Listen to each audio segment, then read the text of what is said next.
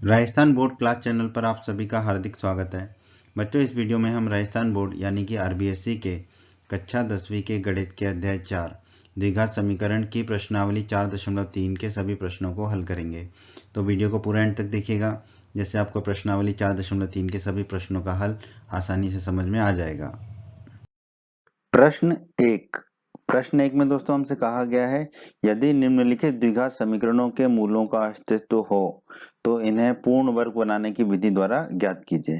दोस्तों, पूर्ण वर्ग बनाने की विधि को हमने अध्याय 4 के परिचय के वीडियो में समझा था।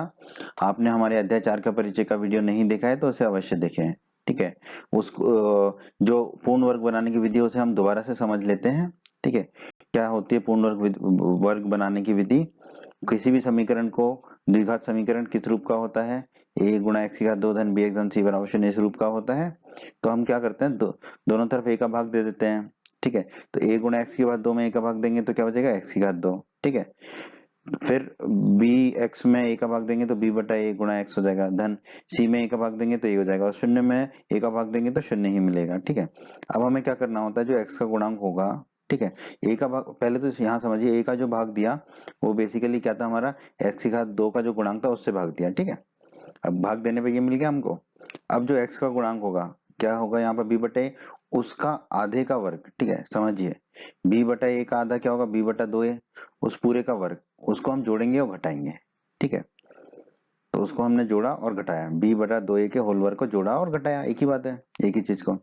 तो हमें किस रूप में मिल जाएगा, x धन b बटा 2a का होल स्क्वायर। ये देखिए, एक्स स्क्वायर धन b बटा ए एक्स धन b बटा 2a का होल स्क्वायर जो है वो होता है x धन b बटा 2a का होल स्क्वायर। ये हमने सिद्ध किया था अध्याय 4 के परिचय के वीडियो में, उसे अवश्य देखें। फिर जो बाकी बच जाएगा उसको हम लिख देंगे माइनस b बटे 2a का होल स्क्वायर धन c बटा a बराबर 0। फिर हम इसको हल कर लेंगे। ठीक है, तो ये विधि है। लेकिन दोस्तों, मैं आपको बता देता हूँ, पूर्ण वर्ग बनाने की विधि जो है सबसे मुश्किल विधि है। ठीक है, तो जब तक कहा नहीं जाएगा तब तक हम इस विधि का उपयोग नहीं करेंगे, क्योंकि इस प्रश्न में हमसे कहा गया है कि पूर्ण वर्ग बनाने की विधि द्वारा ज्ञात कीजिए। तो हमें इस प्रश्न को पूर्ण वर्ग बनाने की विधि से ही हल करना है। पर जिन सवालों में विधि के बारे में नहीं कहा जाएगा, उसमें हम इस विधि का उपयोग नहीं करेंगे। ठीक है, पर हम इस प्रश्न को बड़ी आसानी से हल करेंगे, आपको पूरा समझ में आएगा।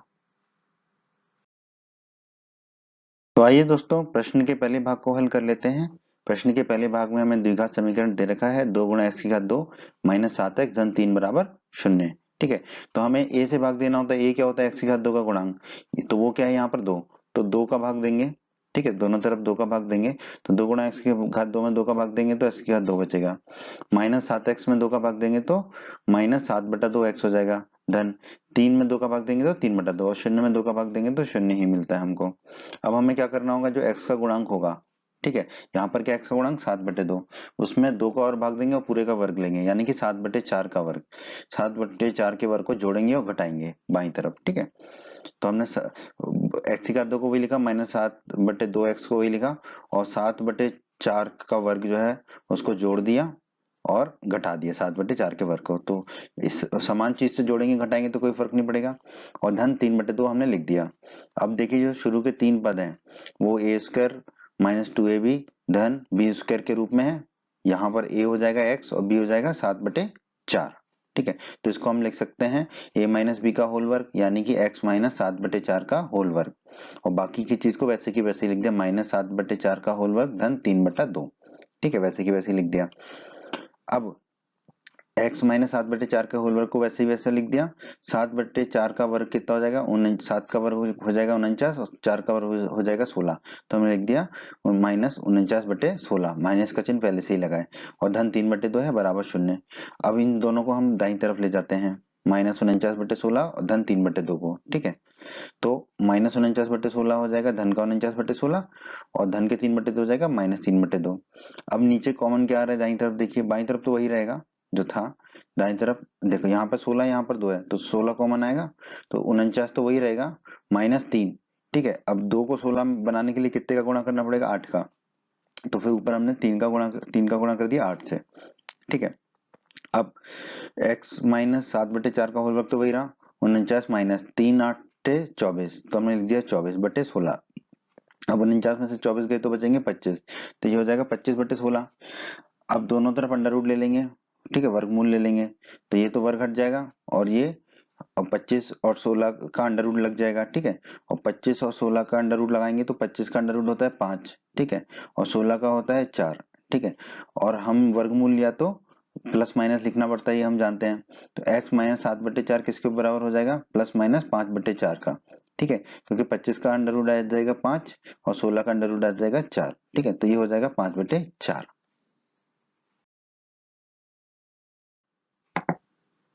अब बहुत ही आसान है दोस्तों। ठीक है, हमने जो निकाला था वो लिख दिया, x माइनस 7/4 बराबर प्लस माइनस 5/4। ठीक है, तो इसका मतलब क्या होगा, या तो x माइनस 7/4 किसके बराबर है, धन के 5/4 के, या फिर ऋण के 5/4 के। ठीक है, तो दोनों को हल कर लेंगे। तो पहले इसको हल कर लेते हैं। x माइनस 7/4 बराबर 5/4 है। अब ये ऋण के 7/4 को दाईं तरफ ले जाते हैं तो x बराबर कितना हो जाएगा, 7/4 धन 5/4। ठीक है, ये ऋण का 7/4 दाईं तरफ चला गया। अब दोनों में 4 को कॉमन ले लेंगे तो 7 धन 5 आ जाएगा। 7 धन 5 कितना होगा, 12। तो ये हो जाएगा 12/4। 12 में 4 का भाग देंगे तो हमें मिल जाएगा x बराबर 3। ठीक है, उसी प्रकार दाईं तरफ x माइनस 7/4 है बराबर माइनस 5/4। तो ये माइनस 7/4 को दाईं तरफ ले जाएंगे तो धन का 7/4 हो जाएगा और माइनस 5/4 पहले से ही है। ठीक है, 4 कॉमन यहाँ पे भी आ जाएगा। ठीक है, तो ये हो जाएगा 7 माइनस 5। ठीक है, 7 में से 5 जाएंगे तो बचेगा 2। तो ये हो जाएगा 2/4 x बराबर। ठीक है, 2/4 क्या होगा, ऊपर नीचे 2 का भाग देंगे तो ऊपर 1 बचेगा, नीचे बचेगा 2। x बराबर आ जाएगा हमारा 1/2। इसका मतलब क्या निकला, या तो हमारा x बराबर 3 है या x बराबर 1/2 है। ठीक है, यही हमारे प्रश्न के पहले भाग का उत्तर है दोस्तों। अब हम चलते हैं प्रश्न के दूसरे भाग पर। प्रश्न 1 भाग 2। भाग 2 में दोस्तों हमें समीकरण दे रखा है 2 गुणा x की घात 2 धन x माइनस 4 बराबर 0। ठीक है, हमें इसे पूर्ण वर्ग बनाने की विधि द्वारा ज्ञात करना है हल को। ठीक है, तो हमें a से भाग देना होगा। a यहाँ पर क्या है, 2, क्योंकि x की घात 2 का गुणांक क्या है, 2। तो 2 से भाग देने पर, ठीक है, तो 2 से भाग देंगे तो ये तो हो जाएगा x की घात 2। x में 2 का भाग देंगे तो हो जाएगा 1/2x, और माइनस 4 में भाग देंगे तो 2 का भाग देंगे तो माइनस 4/2, और शून्य में देने पर तो शून्य ही प्राप्त होता है। ठीक है, अब दोनों तरफ हमें क्या करना है, ये जो x का गुणांक है, x का गुणांक कितना है, 1/2। ठीक है, तो इसका भी आधा करेंगे, 1/2 का आधा करेंगे तो बचेगा 1/4। तो 1/4 के वर्ग को जोड़ेंगे और घटाएंगे। ठीक है, अब देखिए, x की घात 2 को वही लिखा, धन 1/2x को वही लिखा, और 1/4 के वर्ग को जोड़ा और 1/4 के वर्ग को घटा दिया। ठीक है, और ये देखिए -4/2 है। ठीक है, 4 में 2 का भाग जाएगा तो 2 बचेगा, तो ये बचेगा -2 बराबर 0। अब जो शुरू के 3 पद हैं वो a प्लस बी के होल वर्ग के बराबर हो रहे हैं, जहां पर a हो रहा है x और b हो रहा है हमारा 1/4। तो इसको हम लिख देंगे x धन 1/4 का होल वर्ग। ठीक है, बाकी जो दोनों पद है उनको वैसे की वैसे ही लिख दिया, माइनस 1/4 का होल वर्ग -2 बराबर 0। ठीक है, अब -1/4 x धन 1/4 के होल वर्ग को तो वही लिखा, माइनस चिन्ह को वही लिखा, 1/4 का होल वर्ग आ जाएगा 1/16, और -2 को वही लिखा। अब ये दोनों जो पद है उनको दाईं तरफ ले जाएंगे, -1/16 और -2, तो दाईं तरफ जाके दोनों धन के हो जाएंगे। ठीक है, अब इसको हल कर लेते हैं। ठीक है, हमारे को दोनों के बट्टे में क्या मिल जाएगा, 16। ठीक है, दोनों के बट्टे में 16 लिखेंगे तो एक तो ये रहेगा, एक ही 2 का गुणा हो जाएगा 16 से, क्योंकि 2 के बट्टे में कुछ भी नहीं था, तो 2 का गुणा 16 से हो जाएगा। ठीक है, तो 1 धन 2 गुणा 16 हो जाएगा ऊपर। अब 2 गुणा 16 कितना होगा, 32, तो 1 धन 32/16, 1 धन 32 कितना हो जाएगा, 33। तो x धन 1/4 का होल वर्ग आ जाएगा 33/16। अब वर्गमूल ले लेंगे। ठीक है, तो वर्ग हट जाएगा यहाँ से और यहाँ पे अंडर रूट लगेगा, तो 33 ऊपर अंडर रूट 33 हो जाएगा, और 16 का अंडर रूट कितना होता है, 4, और प्लस माइनस का चिन्ह तो रहेगा ही। तो x धन 1/4 कितना हो जाएगा, प्लस माइनस अंडर रूट 33 ऊपर और नीचे अंडर रूट लेंगे 16 का तो 4 आ जाएगा। ठीक है, तो ये आ गया x धन 1/4 बराबर प्लस माइनस अंडर रूट 33/4। तो हमने निकाल लिया x धन 1/4 बराबर प्लस माइनस अंडर रूट 33/4। इसका मतलब क्या हुआ, या तो x धन 1/4 किसके बराबर है, प्लस के धन के अंडर रूट 33/4 के, या फिर x धन 1/4 बराबर है माइनस के अंडर रूट 33/4 के। ठीक है, तो दोनों को हल कर लेते हैं। तो 1/4 को दाईं तरफ ले जाएंगे तो ऋण का 1/4 हो जाएगा, तो x बराबर हो जाएगा ऋण का 1/4 धन 33 बटे अंडर रूट 33/4। ठीक है, 4 कॉमन आ जाएगा दोनों में, तो ये हो जाएगा -1 धन अंडर रूट 33/4। ठीक है, अब दूसरे हल को देख लेते हैं। दूसरा हल क्या है हमारा, जो 1/4 है उसको दाईं तरफ ले जाएंगे तो ऋण का हो जाएगा, तो x बराबर हो जाएगा ऋण के 1/4 माइनस √33/4 तो पहले से ही है, इसमें भी 4 कॉमन आ जाएगा, तो इसमें x बराबर आ जाएगा -1 माइनस √33/4। ठीक है, तो यही दो हल होंगे हमारे इस प्रश्न के इस भाग के। ठीक है, तो प्रश्न के इस भाग का यही उत्तर है। अब हम चलते हैं प्रश्न के तीसरे भाग पर। प्रश्न का तीसरा भाग दोस्तों, प्रश्न के तीसरे भाग में हमें दे रखा है 4 गुणा एक्स की घात 2 धन 4 गुणा √3x धन 3 बराबर 0। इसमें हम क्या करेंगे, a का भाग देंगे, a क्या होता है x की घात 2 का गुणांक, यानी कि यहाँ पर है 4, तो 4 का भाग देंगे दोनों तरफ, तो ये तो बचेगा x की घात 2 का गुणांक, x की घात 2 ही बचेगा ये। ठीक है, क्योंकि 4 से 4 का भाग हो जाएगा, धन 4 गुणा √3x, इसमें 4 का भाग देंगे तो 4 कट जाएगा तो बचेगा √3x, धन 3 है तो 4 का भाग देंगे तो बचेगा 3/4 बराबर 0। अब हम क्या करेंगे, जो x का गुणांक है यानी कि √3, इसका आधा यानी कि √3/2, उसका वर्ग को जोड़ेंगे और घटाएंगे, उसके वर्ग को जोड़ देंगे और घटा देंगे यहाँ पर। ठीक है, तो जो शुरू के 3 पद होंगे वो क्या हो जाएंगे हमारे, a धन b के होल वर्ग के बराबर, जहां पर a हो जाएगा x और b हो जाएगा √3/2। ठीक है, तो ये हो जाएगा हमारा x धन √3/2 का होल वर्ग, और बाकी दो पदों को वैसे की वैसे ही लिखेंगे, तो √3 का वर्ग हो जाएगा 3 और 2 का वर्ग हो जाएगा 4, तो ये हो जाएगा -3/4, और ये धन के 3/4 को हमने वैसे की वैसे ही लिख दिया। अब देखिए ये है ऋण का 3/4 और ये है धन का 3/4, ये आपस में कट जाएगा। ठीक है, तो हमें क्या मिलेगा फिर, x धन √3/2 का होल वर्ग बराबर 0। ठीक है, इसका मतलब होगा x धन √3/2 बराबर 0। ठीक है, √3/2 को दाईं तरफ ले जाएंगे तो ऋण का हो जाएगा, तो x बराबर आ जाएगा ऋण का √3/2, और ये द्विघात समीकरण है तो इसके दो मूल होंगे, तो दूसरा मूल भी यही होगा, x बराबर -√3/2। ठीक है, तो यही होगा हमारे इस प्रश्न का उत्तर दोस्तों। अब हम चलते हैं प्रश्न के चौथे भाग पर। का चौथा और अंतिम भाग, यहाँ पर हमें समीकरण दे रखा है द्विघात समीकरण 2 गुणा एक्स की घात 2 धन x धन 4 बराबर 0। तो हम क्या करेंगे, x की घात 2 का जो गुणांक है यानी कि 2, इसका भाग देंगे दोनों तरफ 2 का। ठीक है, तो 2 गुणा एक्स की घात 2 में 2 का भाग देंगे तो x की घात 2 बचेगा, धन x में 2 का भाग देंगे तो 1/2x, धन 4 में 2 का भाग देंगे तो 4/2, शून्य में देंगे तो शून्य ही आता है, शून्य में 2 का भाग देंगे तो। अब हम क्या करेंगे, जो x का गुणांक है यानी कि 1/2, इसका आधा कितना होगा 1/4, तो 1/4 का वर्ग जो होगा उसको जोड़ेंगे और घटाएंगे, तो x की घात 2 धन 1/2x और 1/4 का वर्ग को जोड़ दिया और 1/4 के वर्ग को घटा दिया, धन 4/2 कितना हो जाएगा 2 बराबर 0।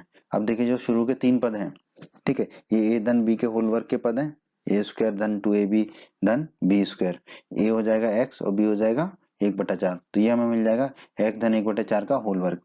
बाकी पदों को हमने वैसे ही लिख दिया, -1/4 का होल वर्ग धन 2, -1/4 का होल वर्ग धन 2। अब 1/4 का होल वर्ग कितना हो जाएगा 1/16। ठीक है, धन 2 को वैसे ही लिख दिया। अब -1/16 और धन 2 को दाईं तरफ ले जाएंगे तो ये हो जाएगा हमारा धन का 1/16 और -2। ठीक है, चिन्ह बदल जाएंगे।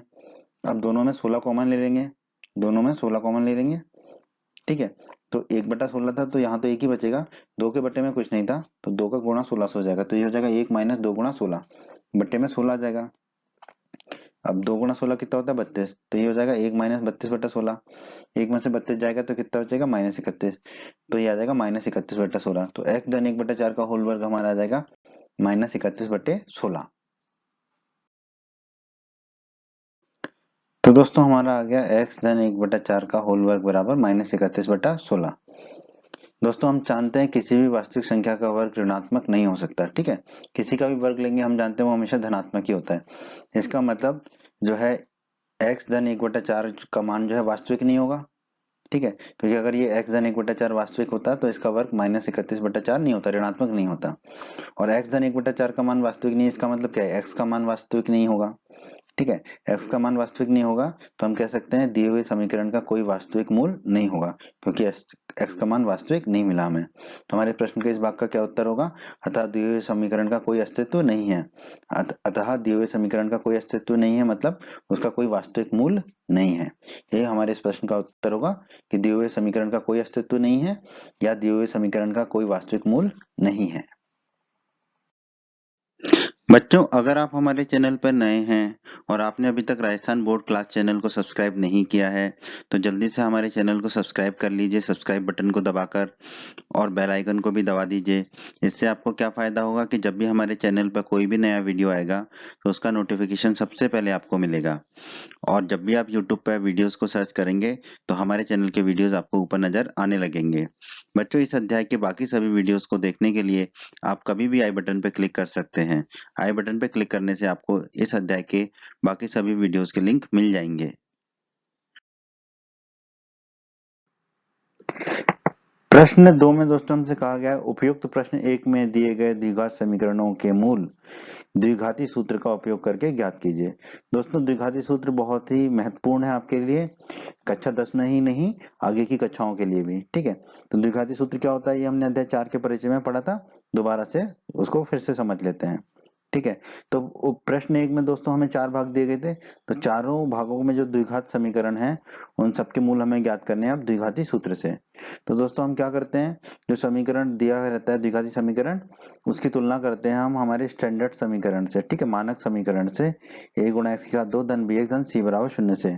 ठीक है, तो x की घात 2 के गुणांक की तुलना करेंगे तो a निकाल लेंगे, फिर x की गुणांक की तुलना करेंगे तो b निकाल लेंगे, और अचर राशि की तुलना करेंगे और c निकाल लेंगे। फिर हम जानते हैं द्विघाती सूत्र क्या होता है हमारा, x बराबर minus b plus minus under root के अंदर बी स्क्वायर माइनस 4ac बटा 2a। ठीक है, इस सूत्र को आप हमेशा के लिए याद कर लीजिए। इस सूत्र का प्रयोग करके हम इस प्रश्न को हल करेंगे, पर यह सूत्र आपकी जिंदगी के लिए हमेशा के लिए बहुत ही आवश्यक है, अति महत्वपूर्ण सूत्र है, हमेशा के लिए याद कर लीजिए इसको। तो आइए अब हम चलते हैं प्रश्न के पहले भाग पर। तो दोस्तों, प्रश्न के पहले भाग में द्विघाती समीकरण दे रखा है हमें 2 गुणा x की घात 2 माइनस 7x धन 3 बराबर 0। ठीक है, हमारा मानक समीकरण होता है a गुणा x की घात 2 धन bx धन c बराबर 0। x की घात 2 को के गुणांकों की तुलना करेंगे तो a बराबर आ जाएगा हमारा 2, क्योंकि ये है 2 गुणा x की घात 2, a बराबर 2। फिर धन bx, तो यहाँ पर है माइनस 7x, तो x का गुणांक कितना आ गया माइनस 7, तो b बराबर हो जाएगा माइनस 7। धन c, धन 3 है यहाँ पर, तो c बराबर आ जाएगा हमारा 3। ठीक है, तो a b और c के मान ज्ञात कर लिए। अब हम सूत्र को जानते हैं x बराबर minus b under plus minus under root b square minus 4ac बटा 2a। सबके मान रख देंगे, तो x बराबर माइनस का चिन्ह है तो माइनस का चिन्ह लगा दिया, b कितना माइनस 7, तो कोष्टक में लिख दिया minus 7, plus minus under root बना लिया, बी स्क्वायर, बी है माइनस 7 तो माइनस 7 का स्क्वायर माइनस 4ac, 4 4 को तो 4 लिखा, a कितना है 2 तो गुणा 2, c कितना है 3 तो गुणा 3 बटे 2a, 2 गुणा 2 क्योंकि a है हमारा 2। ठीक है, अब इसको हल कर लेते हैं। माइनस माइनस 7 कितना हो जाएगा धन का 7, फिर प्लस माइनस का चिन्ह है तो वो लगा दिया, फिर अंडर रूट है तो अंडर रूट बना दिया, माइनस 7 का वर्ग कितना हो जाएगा 49, फिर माइनस का चिन्ह है तो माइनस का चिन्ह, 4 गुणा 2 8, 8 गुणा 3 24, तो हमने लिख दिया 24 बट्टे में 2 गुणा 2 4 आ गया। ठीक है, अब हम इसको हल कर लेंगे, x बराबर 7 को वही लिखा प्लस माइनस अंडर रूट के अंदर 49 में से 24 जाएगा तो बचेगा 25, अंडर रूट 25 बचा बटे में 4। अब हम जानते हैं अंडर रूट 25 कितना होता है 5। ठीक है, तो x बराबर आ जाएगा 7 प्लस माइनस 5 बटे 4। इसका मतलब क्या है, या तो x बराबर 7 धन 5 बटे 4 है, या फिर x बराबर कितना होगा 7 माइनस 5 बटे 4। ठीक है, अब दोनों को हल कर लेते हैं, तो x बराबर 7 धन 5 बटे 4 कितना है, 7 धन 5 हो जाएगा 12, 12 बटे 4, 12 में 4 का भाग देंगे तो 3 आ जाएगा, x बराबर हमारा आ गया 3।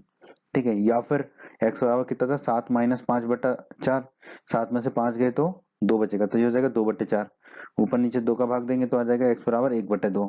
तो ये हमारा उत्तर होगा x बराबर 3 या x बराबर 1 बटा 2। तो ये होगा हमारा प्रश्न के पहले भाग का उत्तर। देखो कितना आसान है दोस्तों। ठीक है, तो जब तक कुछ नहीं कहा जाए मैं तो आपसे कहूंगा कि आप इसी सूत्र का प्रयोग करके हलों को निकालो, लेकिन जब कहा जाएगा कि दूसरी विधियों से करना है तो फिर उन्हीं विधियों से करना होगा, परंतु यदि विधि नहीं कही गई है तो ये विधि से करना बहुत ही आसान होता है दोस्तों। आइए अब हम चलते हैं प्रश्न के दूसरे भाग पर। प्रश्न के दूसरे भाग में हमें समीकरण दिया है दोस्तों 2 गुणा x की घात 2 धन x माइनस 4 बराबर 0।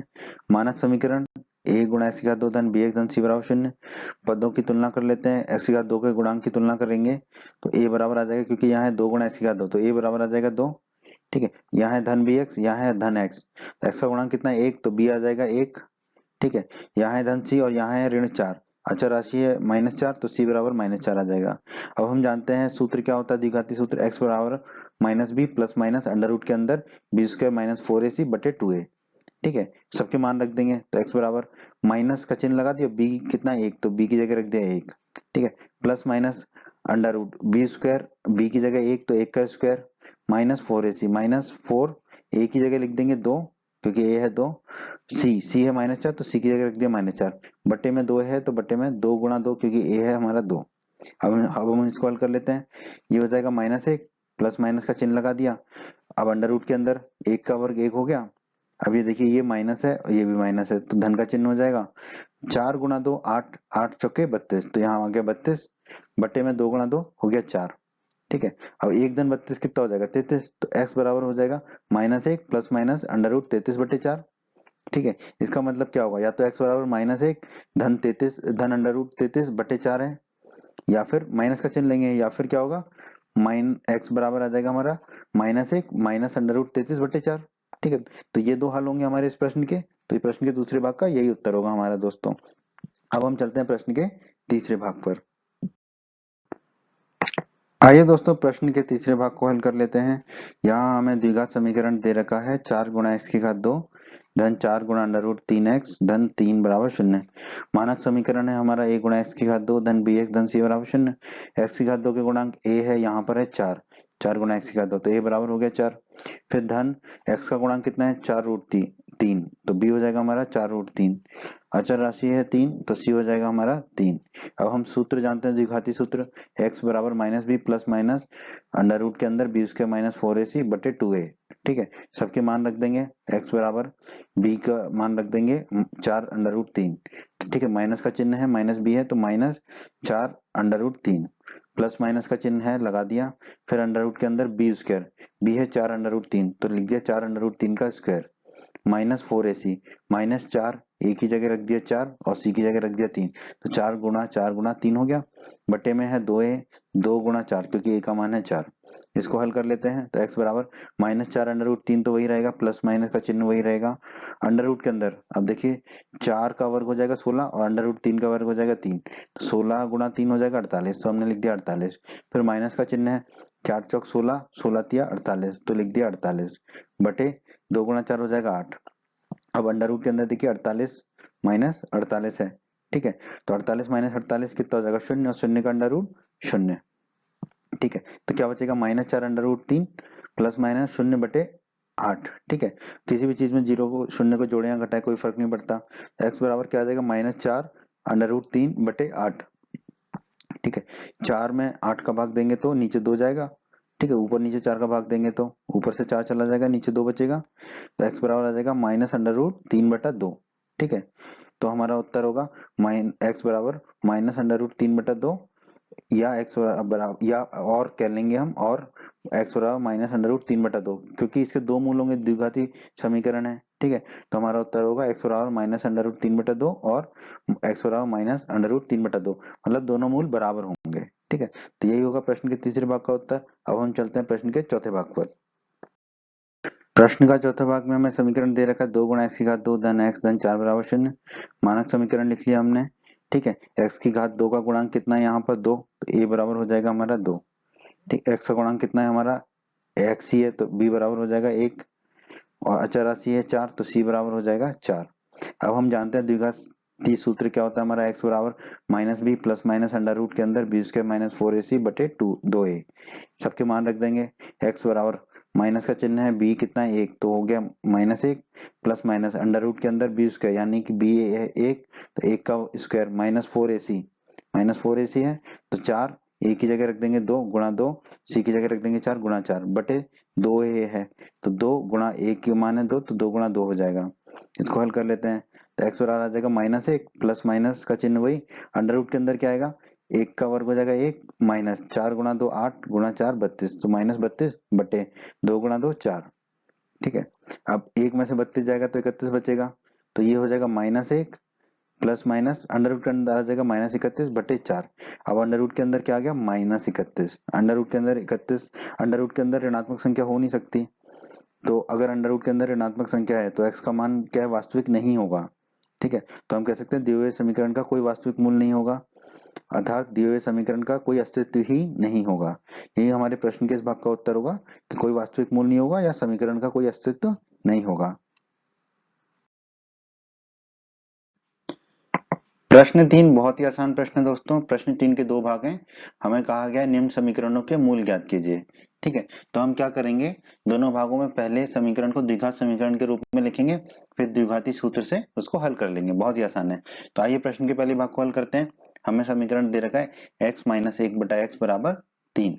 ठीक है, अब x को कॉमन ले लेंगे बाईं तरफ, तो x के बटे में कुछ नहीं है यहाँ पर, तो ये हो जाएगा x गुणा x मतलब x की घात 2। ठीक है, माइनस 1/x, यहाँ बटे में x है तो ये तो एक ही रहेगा। ठीक है, और दोनों के बटे में आ जाएगा x। ठीक है, बराबर 3। अब क्या करेंगे, x को दाईं तरफ ले जाएंगे तो ऊपर चला जाएगा, तो x की घात 2 माइनस 1 बराबर हो जाएगा 3x। ठीक है, अब ये 3x को हम बाईं तरफ ले आते हैं तो ऋण का हो जाएगा, तो ये हो जाएगा x की घात 2 माइनस 1 तो पहले से ही है, माइनस का 3x और आ गया क्योंकि ये 3x बाईं तरफ आया तो ऋण का हो गया, बराबर 0। तो इसको हम लिख सकते हैं x की घटती हुई घातों के क्रम में, x की घात 2 माइनस 3x को लिख दिया, फिर माइनस 1 बराबर 0। ठीक है, अब मानक समीकरण हमारा होता है a गुणा x की घात 2 धन bx धन c बराबर 0। ठीक है, x की समान घातों की तुलना कर लेंगे, गुणांकों की तुलना कर लेंगे, तो x की घात 2 का गुणांक कितना है यहाँ पर 1 है, तो a बराबर हो जाएगा 1। फिर है ये माइनस 3x, तो x का गुणांक है -3 तो b बराबर हो जाएगा -3। अचर राशि है -1 तो c बराबर हो जाएगा -1। अब हम जानते हैं द्विघाती सूत्र क्या होता है हमारा, x बराबर minus b plus minus under root के अंदर बी स्क्वायर माइनस 4ac बटा 2a। ठीक है, ए बी सी के मान रख देते हैं यहाँ पर, x बराबर हो जाएगा माइनस का चिन्ह आ गया, b की जगह क्या रख देंगे -3, तो हमने कोष्टक में रख दिया -3 प्लस माइनस अंडर रूट के अंदर बी स्क्वायर माइनस 4ac मतलब बी स्क्वायर मतलब -3 का स्क्वायर माइनस 4ac, 4 लिख दिया, 4 लिख दिया, a कितना है 1 तो गुणा 1, c कितना है -1 तो गुणा -1, बटे में कितना है 2a तो 2 गुणा a 1 है तो 1 कर दिया। अब हम इसको हल कर लेते हैं, तो ये देखिए माइनस से माइनस कट जाएगा तो ये हो जाएगा 3, प्लस माइनस का चिन्ह लगा दिया, -3 का वर्ग हो जाएगा 9। अब ये देखिए -4 और माइनस माइनस कट जाएगा, ठीक है, धन हो जाएगा, और 4 गुणा 1 हो जाएगा 4, तो ये लिख दिया 4 बटे 2। 9 धन 4 कितना हो जाएगा अंडर रूट के अंदर 13, तो ये आ गया हमारा x बराबर 3 प्लस माइनस अंडर रूट 13 बटे 2। इसको हम क्या लिख सकते हैं, या तो x बराबर होगा 3 प्लस अंडर रूट 13 बटे 2, या x बराबर क्या होगा 3 माइनस अंडर रूट 13 बटे 2। यही होगा हमारे प्रश्न के पहले भाग का उत्तर दोस्तों। आइए दोस्तों प्रश्न के दूसरे भाग को हल कर लेते हैं। प्रश्न के दूसरे भाग में हमें समीकरण दिया है 1/x3 माइनस 1/x-7 बराबर 11/30। ठीक है, तो नीचे देखो कुछ भी कॉमन नहीं है तो दोनों का गुणा हो जाएगा, नीचे तो x3 गुणा x-7, यहाँ पे बटे में एक x3 है तो ऊपर क्या हो जाएगा x-7 तो हमने लिख दिया x-7, माइनस का चिन्ह है तो माइनस का चिन्ह लगा दिया, यहाँ पे बटे में x-7 है तो ऊपर क्या हो जाएगा x3 का गुणा हो जाएगा यहाँ पर, तो लिख दिया x3 बराबर में 11/30 है ही। ठीक है, अब कोष्टक खोल लेते हैं, तो हो गया x-7 माइनस x और -4 हो जाएगा, बटे में जो था वही लिख दिया बराबर 11/30। अब देखिए ये x धन का है और ये x ऋण का है, दोनों आपस में कट जाएंगे। ठीक है, और -7 और -4 हो जाएगा -11, बटे में जो था वही लिख दिया बराबर 11/30। ठीक है, अब ये देखिए ये 11 ये 11 काट सकते हैं। ठीक है, ये दोनों को काट देंगे तो क्या मिलेगा हमें -1/x-4 गुणा x-7 बराबर 1/30। अब 30 का गुणा यहाँ कर देंगे बाई तरफ, ऊपर चला जाएगा 30, और x-4 गुणा x-7 को दाई तरफ ले जाएंगे तो ऊपर गुणा हो जाएगा, तो -1 गुणा 30 हो जाएगा -30, और 1 गुणा x-4 गुणा x-7 हो जाएगा, x 1 का किसी चीज में भी गुणा करो तो वही मिलेगा, x-4 गुणा x-7। अब हम क्या करते हैं, बस पलट देते हैं, तो x-4 गुणा x-7 को बाई तरफ ले आए और -30 को दाई तरफ ले गए। ठीक है, तो x-4 गुणा x-7 बराबर हो गया -30। अब कोष्टक खोल लेते हैं, तो x गुणा x हो जाएगा x की घात 2, x गुणा -7 हो जाएगा -7x, 4 गुणा x हो जाएगा 4x, और 4 गुणा -7 हो जाएगा -28 बराबर -30 है। ठीक है, अब इसको थोड़ा सा हल कर लेते हैं, x की घात 2 तो वही रहेगा, -7x धन 4x तो ये हो जाएगा -3x, फिर -28 बराबर -30 को लिख दिया। अब -30 को बाईं तरफ ले आते हैं तो धन का 30 हो जाएगा। ठीक है, तो x की घात 2 -3x -28 को भी लिख दिया, और यहाँ पर -30 दाईं तरफ आके हो गया धन का 30 बराबर 0। ये धन का 30 है, ये -28 तो धन के 2 बचेंगे, तो x की घात 2 -3x तो वही रहेगा, -28 और धन 30 को किया तो हमने धन 2 बराबर 0 मिल गया हमें, तो ये हमारा हो गया द्विघात समीकरण। अब इसको द्विघाती सूत्र से हम हल करके इसके मूल ज्ञात कर लेंगे।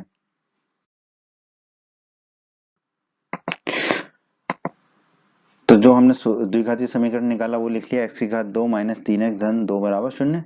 मानक समीकरण से तुलना कर लेंगे इसकी। x की घात 2 का गुणांक कितना है, एक, तो a बराबर हो जाएगा 1। फिर है माइनस 3x, तो x का गुणांक हो गया -3, तो b बराबर हो जाएगा -3। अचर राशि है 2, तो c बराबर हो जाएगा 2।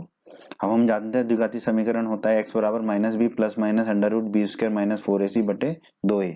ठीक है, एबीसी के मान रख देते हैं यहाँ पर। x बराबर हो जाएगा, माइनस का चिन्ह तो वही रहा, b की जगह रख देंगे -3, तो हमने रख दिया -3, प्लस माइनस का चिन्ह वही रखा, फिर अंडर रूट लगा दिया बी स्क्वायर यानी कि -3 का स्क्वायर माइनस 4ac, तो 4 की जगह 4 रख दिया, a की जगह 1 रख दिया और c की जगह 2 रख दिया, तो ये हो गया 4 गुणा 1 गुणा 2 बटे 2a। 2 गुणा a की जगह रख दिया 1, तो 2 गुणा 1 हो गया। अब ये माइनस से माइनस कटेगा, तो x बराबर हो जाएगा 3 प्लस माइनस अंडर रूट के अंदर बी स्क्वायर मतलब -3 का स्क्वायर, -3 का स्क्वायर कितना हो जाएगा 9, तो हमने लिख दिया 9 माइनस 4 गुणा 1 4 होता है, गुणा 2 8, तो -8 हो जाएगा ये। ठीक है, बटे में 2 गुणा 1 2 हो जाएगा, 9 में से 8 गए तो कितना बचेगा 1, तो ये हो जाएगा 3 प्लस माइनस अंडर रूट 1 बटे 2, अंडर रूट एक ही होता है, तो x बराबर आ जाएगा 3 प्लस माइनस 1 बटे 2। इसका मतलब क्या हुआ, या तो x बराबर 3 धन 1 बटे 2 है। ठीक है, 3 धन 1 बटे 2 है, तो इसको पहले हल कर लेते हैं। 3 धन 1 हो जाएगा 4, तो ये हो गया 4 बटे 2, 4 बटे 2 होता है 2, तो x बराबर या तो 2 है या फिर क्या है, x बराबर 3 माइनस 1 बटे 2, तो हमने लिख दिया 3 माइनस 1 बटे 2, 3 में से 1 जाएगा तो बचेगा 2, तो ये x बराबर होगा 2 बटे 2, 2 बटे 2 कितना होता है 1, तो या तो होगा x बराबर 1। ठीक है, तो हमारा उत्तर क्या होगा, या तो x बराबर 2 है या x बराबर 1 है। तो यही होगा हमारे इस प्रश्न का, इस भाग का उत्तर दोस्तों। प्रश्न 4 बहुत ही आसान प्रश्न है दोस्तों। प्रश्न 4 में हमसे कहा गया है 3 वर्ष पूर्व रहमान की आयु वर्षों में का व्युत्क्रम और अब से 5 वर्ष पश्चात आयु का व्युत्क्रम का योग 1/3 है, तो उसकी वर्तमान आयु ज्ञात कीजिए। तो दोस्तों व्युत्क्रम क्या होता है, व्युत्क्रम होता है 1/, में कोई भी चीज का व्युत्क्रम होगा उसका 1/, में। जैसे कि अगर आपकी आयु 15 साल है तो आपकी आयु का व्युत्क्रम होगा 1/15। ठीक है, जो आपकी आयु उसको बट्टे में रख देंगे। ठीक है, तो आइए इस प्रश्न को हल करते हैं और समझते हैं। हमें क्या ज्ञात करना है, वर्तमान आयु रहमान की, तो हमने मान लिया रहमान की वर्तमान आयु x वर्ष है। ठीक है, तो 3 वर्ष पूर्व रहमान की आयु कितनी होगी, x-3 ही होगी। ठीक है, तो हमने लिख दिया x-3, और 5 वर्ष पश्चात कितनी होगी रहमान की आयु, अभी x है तो 5 जोड़ देंगे, तो 5 वर्ष पश्चात होगी x धन 5। यहाँ तक तो सब क्लियर है। ठीक है, अब प्रश्न के अनुसार हमसे क्या कहा गया है, 3 वर्ष पूर्व जो रहमान की आयु का व्युत्क्रम है, 3 वर्ष पूर्व रहमान की आयु है x-3, तो उसका व्युत्क्रम क्या होगा 1/x-3। और प्रश्न में देखिए, और अब से 5 वर्ष पश्चात जो उसकी आयु का व्युत्क्रम है, 5 वर्ष पश्चात रहमान की आयु कितनी है x धन 5, तो इसका व्युत्क्रम क्या होगा 1/x-5 का योग मतलब दोनों को जोड़ दो, कितना 1/3, तो हमने लिख दिया बराबर 1/3। ठीक है, अब बस अब हमें इसको एक द्विघाती समीकरण बनाएंगे और उसको फिर द्विघाती सूत्र से हल करके x का मान ज्ञात करेंगे, वही रहमान की वर्तमान आयु होगी। तो देखिए x-3 है, x धन 5 है, कुछ भी कॉमन नहीं है तो दोनों का गुणा हो जाएगा नीचे, यहाँ पे जाएगा x धन 5 और यहाँ पे जाएगा x-3, तो यहाँ पे लिख दिया x धन 5 और यहाँ पे लिख दिया x-3, और बट्टे में x-3 गुणा x धन 5 बराबर में कितना है 1/3। ठीक है, कोष्टक को खोल लेंगे तो देखो x धन x कितना हो जाएगा 2x, 5 में से 3 जाएगा तो कितना बचेगा 2। ठीक है, बट्टे में जो था वही लिख दिया, बराबर में जो था वही लिख दिया 1/3। ठीक है, अब क्रॉस में गुणा कर लेते हैं, तो 3 का गुणा हो जाएगा 2x धन 2 से, तो 3 का गुणा कर दिया 2x धन 2 से, और 1 का गुणा होगा x-3 गुणा x धन 5 से, तो 1 का गुणा किसी से भी करें तो वही मिलेगा, तो हमें क्या मिलेगा x-3 गुणा x धन 5, वो लिख दिया हमने। अब कोष्टक को खोल लेते हैं, 3 गुणा 2x होगा 6x, 3 गुणा 2 होगा 6। ठीक है, बराबर का चिन्ह लगा दिया, x गुणा x होगा x की घात 2, x गुणा 5 होगा 5x, -3 गुणा x होगा -3x, -3 गुणा 5 होगा -15। ठीक है, अब आप देखिए ये 6x धन 6 को हमने वही लिखा, बराबर x की घात 2 को वही लिखा, 5x है धन का और 3x है ऋण का। ठीक है, तो 5x में से 3x जाएंगे तो कितना बच गया 2x, और -15 को वैसे की वैसे लिख दिया।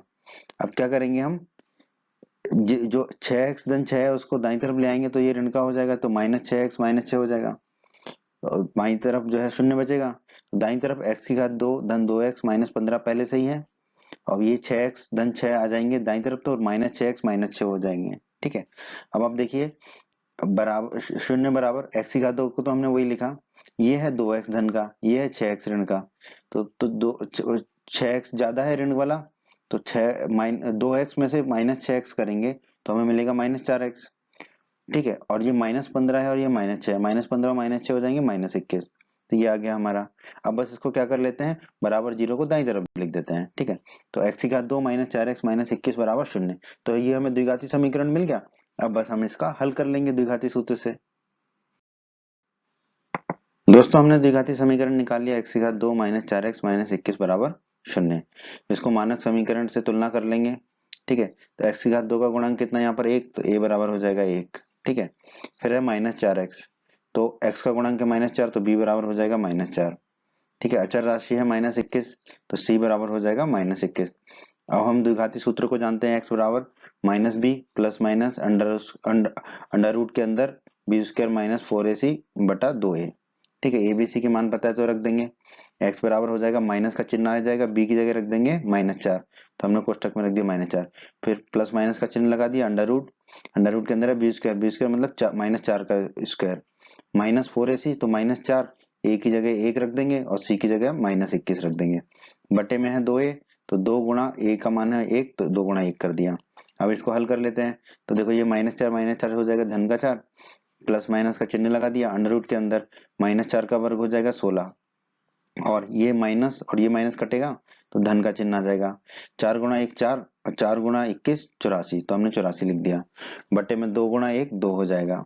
ठीक है, अब ये 16 धन 84 हो जाएंगे 100, तो ये आ जाएगा 4 प्लस माइनस अंडर रूट 100, क्योंकि 16 धन 84 हो गए 100 बटे में 2। ठीक है, अंडर रूट 100 होता है 10 हमें पता है, तो हमारा एक्स आ जाएगा 4 प्लस माइनस 10 बटे 2। तो दोस्तों हमने x बराबर निकाला 4 प्लस माइनस 10 बटे 2। ठीक है, दोनों संभावनाओं को देख लेते हैं, तो या तो x बराबर 4 धन 10 बटे 2 होगा, या x बराबर 4 माइनस 10 बटे 2 होगा।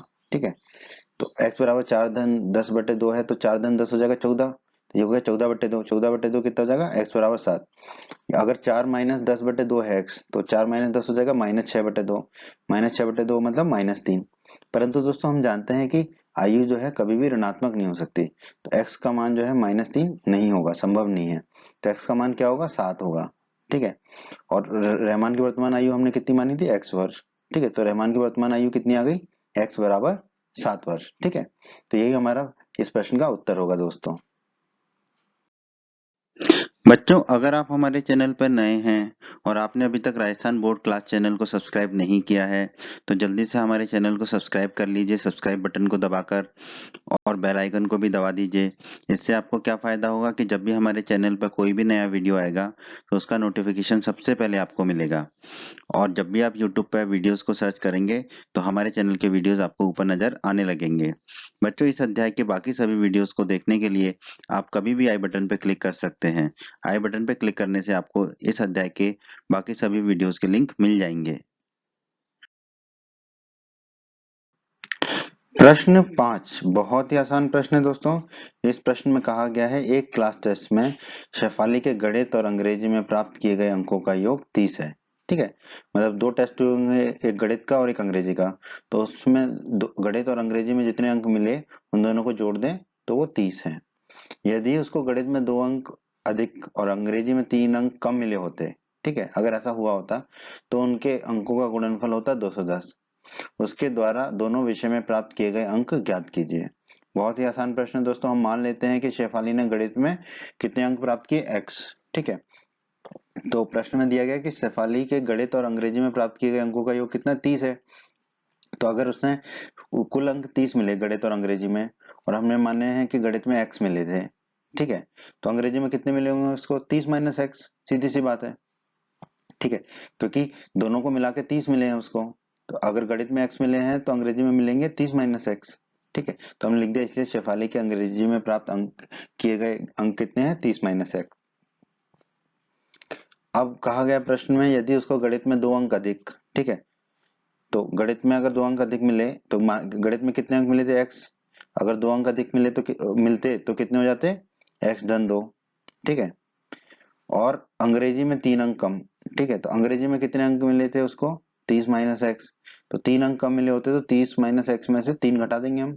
ठीक है, अगर 3 अंक कम मिले होते तो इसको थोड़ा सा हल कर लेते हैं। 30 में से 3 जाएगा तो कितना बचेगा? 27। तो अंग्रेजी में प्राप्त नए अंक कितने हो गए? 27 माइनस एक्स। तो उनके अंकों का गुणनफल कितना होता है? 210। इसका मतलब x धन 2 और 27 माइनस एक्स का गुणनफल कितना होगा? 210। ठीक है, तो प्रश्नानुसार x धन 2 गुणा 27 माइनस एक्स होगा 210। अब इसको हम हल कर लेते हैं, कोष्टक खोल लेंगे। x गुणा 27 होगा 27x, x गुणा माइनस एक्स होगा माइनस एक्स की घात 2, 2 गुणा 27 होगा 54, और 2 गुणा माइनस एक्स होगा 2 गुणा माइनस एक्स होगा माइनस 2x, बराबर में 210 है ही।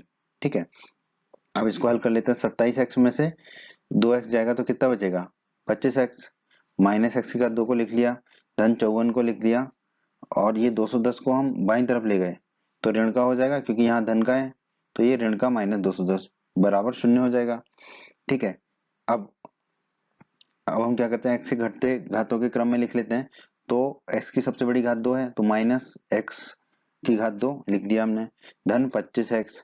अब देखो ये धन के चौगुने ये माइनस 210 है। ठीक है, तो हमें कितना मिलेगा? माइनस के 156। ठीक है, माइनस के 210 में से अगर हम चौगुन को घटाएंगे तो मिलेगा हमें माइनस के 156 बराबर 0। ठीक है, अब हम इसको आगे और हल करते हैं। तो आइए दोस्तों, द्विघात समीकरण को थोड़ा सा और हल कर लेते हैं अपनी सुविधा के लिए। अब हम क्या करेंगे, ये जितने भी पद हैं उनको दाईं तरफ ले जाएंगे तो सबके चिन्ह बदल जाएंगे। तो यहाँ पर बचेगा 0, ये हो जाएगा x की घात 2 धनात्मक माइनस 25x, और माइनस 156 हो जाएगा धन का 156। ठीक है, अब हम क्या कर देंगे, जीरो को दाईं तरफ ले जाएंगे, एक ही बात है। तो हो जाएगा x की घात 2 माइनस 25x धन 156 बराबर 0 जीरो। ठीक है, अब जो है मानक समीकरण से तुलना कर लेंगे। तो x की घात 2 का गुणांक है 1, तो a बराबर हो जाएगा 1। x का गुणांक है माइनस 25, तो b हो जाएगा माइनस 25। अचर राशि 156, तो c हो जाएगा 156। अब द्विघाती सूत्र लिख लेंगे। द्विघाती सूत्र क्या होता है? x बराबर minus b plus minus under root b square minus 4ac बटे 2a। सबके मान रख देंगे a b c के। x बराबर कितना आएगा? माइनस का चिन्ह तो माइनस का रहा, b की जगह क्या रख देंगे? माइनस 25, तो हमने रख दिया माइनस 25। प्लस माइनस का चिन्ह लगा दिया, अंडर रूट के अंदर क्या? बी स्क्वायर, बी स्क्वायर मतलब माइनस 25 का स्क्वायर, फिर माइनस 4ac, माइनस 4, ए की जगह 1 रखेंगे और सी की जगह 156 रखेंगे। ठीक है, बटे में कितना है? 2a, तो 2 गुणा ए की जगह रख देंगे 1। ठीक है, अब इसको हल कर लेते हैं बस। ठीक है, माइनस माइनस कटेगा तो ये 25 हो जाएगा, प्लस माइनस का चिन्ह वही आ जाएगा। अंडर रूट के अंदर माइनस 25 का वर्ग हो जाएगा 625। अब 4 गुणा 1 तो 4 ही होगा, फिर 4 गुणा 156 हो जाएगा 624, तो लिख दिया माइनस 624, और बटे में 2 गुणा 1 हो जाएगा 2। ठीक है, 625 में से 624 जाएंगे तो कितना बचेगा? 1। तो x बराबर आ जाएगा हमारा 25 प्लस माइनस अंडर रूट 1 बटे 2। अंडर रूट 1 मतलब 1 ही होता है, तो x बराबर हमारा आ जाएगा 25 प्लस माइनस 1 बटा 2। तो दोस्तों हमारा x बराबर आ गया 25 प्लस माइनस 1 बटा 2। दोनों स्थितियों को कर लेंगे, पहले प्लस लेके फिर माइनस लेके। प्लस लेंगे तो क्या होगा? x बराबर 25 धन 1 बटे 2। ठीक है, और माइनस लेंगे तो क्या होगा? 25 माइनस 1 बटे 2। 25 धन 1 हो जाएगा 26, तो x बराबर आएगा 26 बटे 2। 26 में 2 का भाग देंगे तो x बराबर 13 आएगा, या फिर 25 माइनस 1 बटे 2, 25 में से 1 घटाएंगे तो 24 आएगा, तो ये आएगा x बराबर 24 बटे 2। 24 में 2 का भाग देंगे तो x बराबर आ जाएगा 12। ठीक है, तो x जो है धनात्मक हो सकता है, अंक धनात्मक हो सकते हैं, तो 13 भी हो सकता है, संभव है, और 12 भी संभव है। तो पहले 13 लेके कर लेते हैं। तो अगर हम 13 लेके चल रहे हैं तो शेफाली के गणित में प्राप्त किए अंक कितने? x, तो x बराबर 13 अंक हो गए गणित में। तो अंग्रेजी में प्राप्त अंक कितने होंगे? 30 माइनस एक्स। तो 30 में से 30 माइनस एक्स होंगे तो 30 में से 13 घटा देंगे तो आ जाएगा 17। तो शेफाली के अंग्रेजी में प्राप्त अंक आ जाएंगे 17। ठीक है, तो एक उत्तर तो ये होगा कि गणित में 13 और अंग्रेजी में उसके 17 है। ठीक है, ये एक उत्तर होगा। दूसरा उत्तर हम निकालेंगे x बराबर 12 लेकर। तो दोस्तों x बराबर 13 लेके निकालिए तो उत्तर, अब हम x बराबर 12 लेके उत्तर निकालेंगे। तो गणित में प्राप्त किए गए अंक x हैं, तो गणित में प्राप्त किए अंक आ जाएंगे 12, और अंग्रेजी में प्राप्त किए अंक कितने? 30 माइनस एक्स। तो 30 माइनस एक्स की जगह अब रखेंगे हम 12। 30 में से 12 गए तो बचेगा 18। ठीक है, तो अंग्रेजी में प्राप्त अंक आ जाएंगे 18। तो ये भी हमारा उत्तर है। ठीक है, तो दोनों ही हमारे उत्तर हैं इस प्रश्न के। प्रश्न 6 बहुत ही मजेदार प्रश्न है दोस्तों ये। प्रश्न 6 में हमसे कहा गया है, एक आयताकार खेत का विकर्ण उसकी छोटी भुजा से 60 मीटर अधिक लंबा है। यदि बड़ी भुजा छोटी भुजा से 30 मीटर अधिक हो तो खेत की भुजाएं ज्ञात कीजिए। ठीक है, तो आयताकार खेत हमें दिया गया है तो हमने एक आयताकार खेत बना लिया दोस्तों। ठीक है, आयताकार खेत जो आयत आयत जो भी होता है उसमें एक छोटी भुजा होती है और एक बड़ी भुजा होती है, ये तो हम जानते ही हैं। ठीक है, ये उस आयताकार खेत का हमने विकर्ण बना लिया। ठीक है, और ये हम जानते हैं किसी भी आयत के कोण जो है वो 90 डिग्री के होते हैं, तो उसको दर्शाने के लिए ये हमने बना दिया। ठीक है, कि ये 90 डिग्री का कोण है, समकोण है। दोस्तों प्रश्न में हम मान लेते हैं कि आयताकार जो खेत है उसकी छोटी भुजा की लंबाई x मीटर है। कुछ ना कुछ तो हमें मानना पड़ेगा, तो हमने मान लिया। तो छोटी भुजा कौन सी है ये, तो ये हमने मान लिया x मीटर लंबी है। अब दोस्तों प्रश्न में कहा गया है आयताकार खेत का विकर्ण जो है उसकी छोटी भुजा से 60 मीटर अधिक है। ठीक है, तो छोटी भुजा की लंबाई हमने x माना है, तो विकर्ण कितना हो जाएगा, x धन 60 हो जाएगा, क्योंकि विकर्ण छोटी भुजा से 60 अधिक है। तो आयताकार खेत के विकर्ण की लंबाई हो जाएगी x धन 60। तो हम यहाँ पर लिख देते हैं x धन 60 विकर्ण। दोस्तों फिर प्रश्न में कहा गया है कि जो बड़ी भुजा है वो छोटी भुजा से 60 मीटर अधिक है। छोटी भुजा बेचारी x मीटर है, तो बड़ी भुजा कितनी होगी, x से 30 मीटर अधिक होगी। तो बड़ी भुजा की लंबाई आ जाएगी हमारी x धन 30, उसको भी दर्शा देते हैं हम। ये हो गया x धन 30। अब हम इसको आगे हल करते हैं दोस्तों। अब इसको हल कर लेते हैं हम। ठीक है, तो यहाँ पर हम पाइथागोरस प्रमेय लगाएंगे, किसमें, इस त्रिभुज में। ठीक है, जो हमने हरे रंग से दिखा दिया है। ठीक है दोस्तों, आप बचपन से पढ़ते आ रहे हो पाइथागोरस प्रमेय का सूत्र, आधार का वर्ग धन ऊंचाई का वर्ग बराबर कर्ण का वर्ग। ठीक है, आधार यहाँ पर कितना है x धन 30, ऊंचाई कितनी है x, और कर्ण कितना है इस त्रिभुज में x धन 60। तो रख देते हैं मान, तो ये हो जाएगा x धन 30 का वर्ग, आधार की जगह रख दिया, धन ऊंचाई कितनी है x, तो धन x का वर्ग बराबर कर्ण कितना है x धन 60, x धन 60 का वर्ग। अब यहाँ पर दोस्तों हमें सूत्र का प्रयोग करना पड़ेगा, a धन b का वर्ग होता है a स्क्वायर धन b स्क्वायर धन 2ab। ठीक है, तो पहले ए धन बी के वर्ग बी के होल स्क्वायर का सूत्र लगाएंगे x धन 30 के होल स्क्वायर में, फिर लगाएंगे x धन 60 के होल स्क्वायर में। तो इसको कर लेते हैं हल। x धन 30 का होल स्क्वायर क्या हो जाएगा, x स्क्वायर धन 30 स्क्वायर धन 2ab, 2 गुणा x गुणा 30। ठीक है, फिर धन x स्क्वायर ये वाला लिख दिया हमने, बराबर में x धन 60 का होल स्क्वायर क्या हो जाएगा, x स्क्वायर धन 60 स्क्वायर धन 2 गुणा x गुणा 60, 2 गुणा x गुणा 60। अब देखो दोस्तों ये x बाई तरफ, x की घात 2 बाई तरफ है और ये वाला x की घात 2 दाई तरफ है, तो दोनों आपस में कट जाएंगे। ठीक है, अब क्या बचेगा हमारा, ये x की घात 2 बचेगा, यहाँ पर 30 का वर्ग हो जाएगा 900 धन 2 गुणा x गुणा 30, तो 2 गुणा 30 हो जाएगा 60, तो ये हो जाएगा 60x बराबर, दाई तरफ देखिए 60 का वर्ग 60 स्क्वायर हो जाएगा 3600 3600 धन 2 गुणा 60 120 x है, तो ये हो जाएगा 120x। अब दाई तरफ वाले दोनों पदों को हम बाई तरफ ले जाएंगे तो वो ऋण के हो जाएंगे, तो x की घात 2 धन 900 धन 60x को तो हमने वही लिखा, 3600 बाई तरफ आया तो माइनस 3600 हो गया, 120x आया बाई तरफ तो माइनस 120x आया, हो गया बराबर में शून्य हो गया। अब बहुत आसान है, x की घात 2 को तो हमने वही लिखा। अब देखिए ये 60x है, ये माइनस 120x है, तो कितना हो जाएगा माइनस 60x। उसी प्रकार ये माइनस 3600 है, ये धन का 900 है, तो बचेगा माइनस 2700 बराबर शून्य। ये आ गया हमारा द्विघात समीकरण। अब इसको हल करके हम x का मान ज्ञात करेंगे। तो दोस्तों हमें द्विघाती समीकरण मिल गया, अब हम इसे द्विघाती सूत्र से हल कर लेंगे। मानक समीकरण लिख लिया हमने, x की घात 2 का गुणांक कितना है 1, तो a बराबर हो गया 1। फिर है माइनस 60x, मतलब x का गुणांक है माइनस 60, तो b हो गया माइनस 60।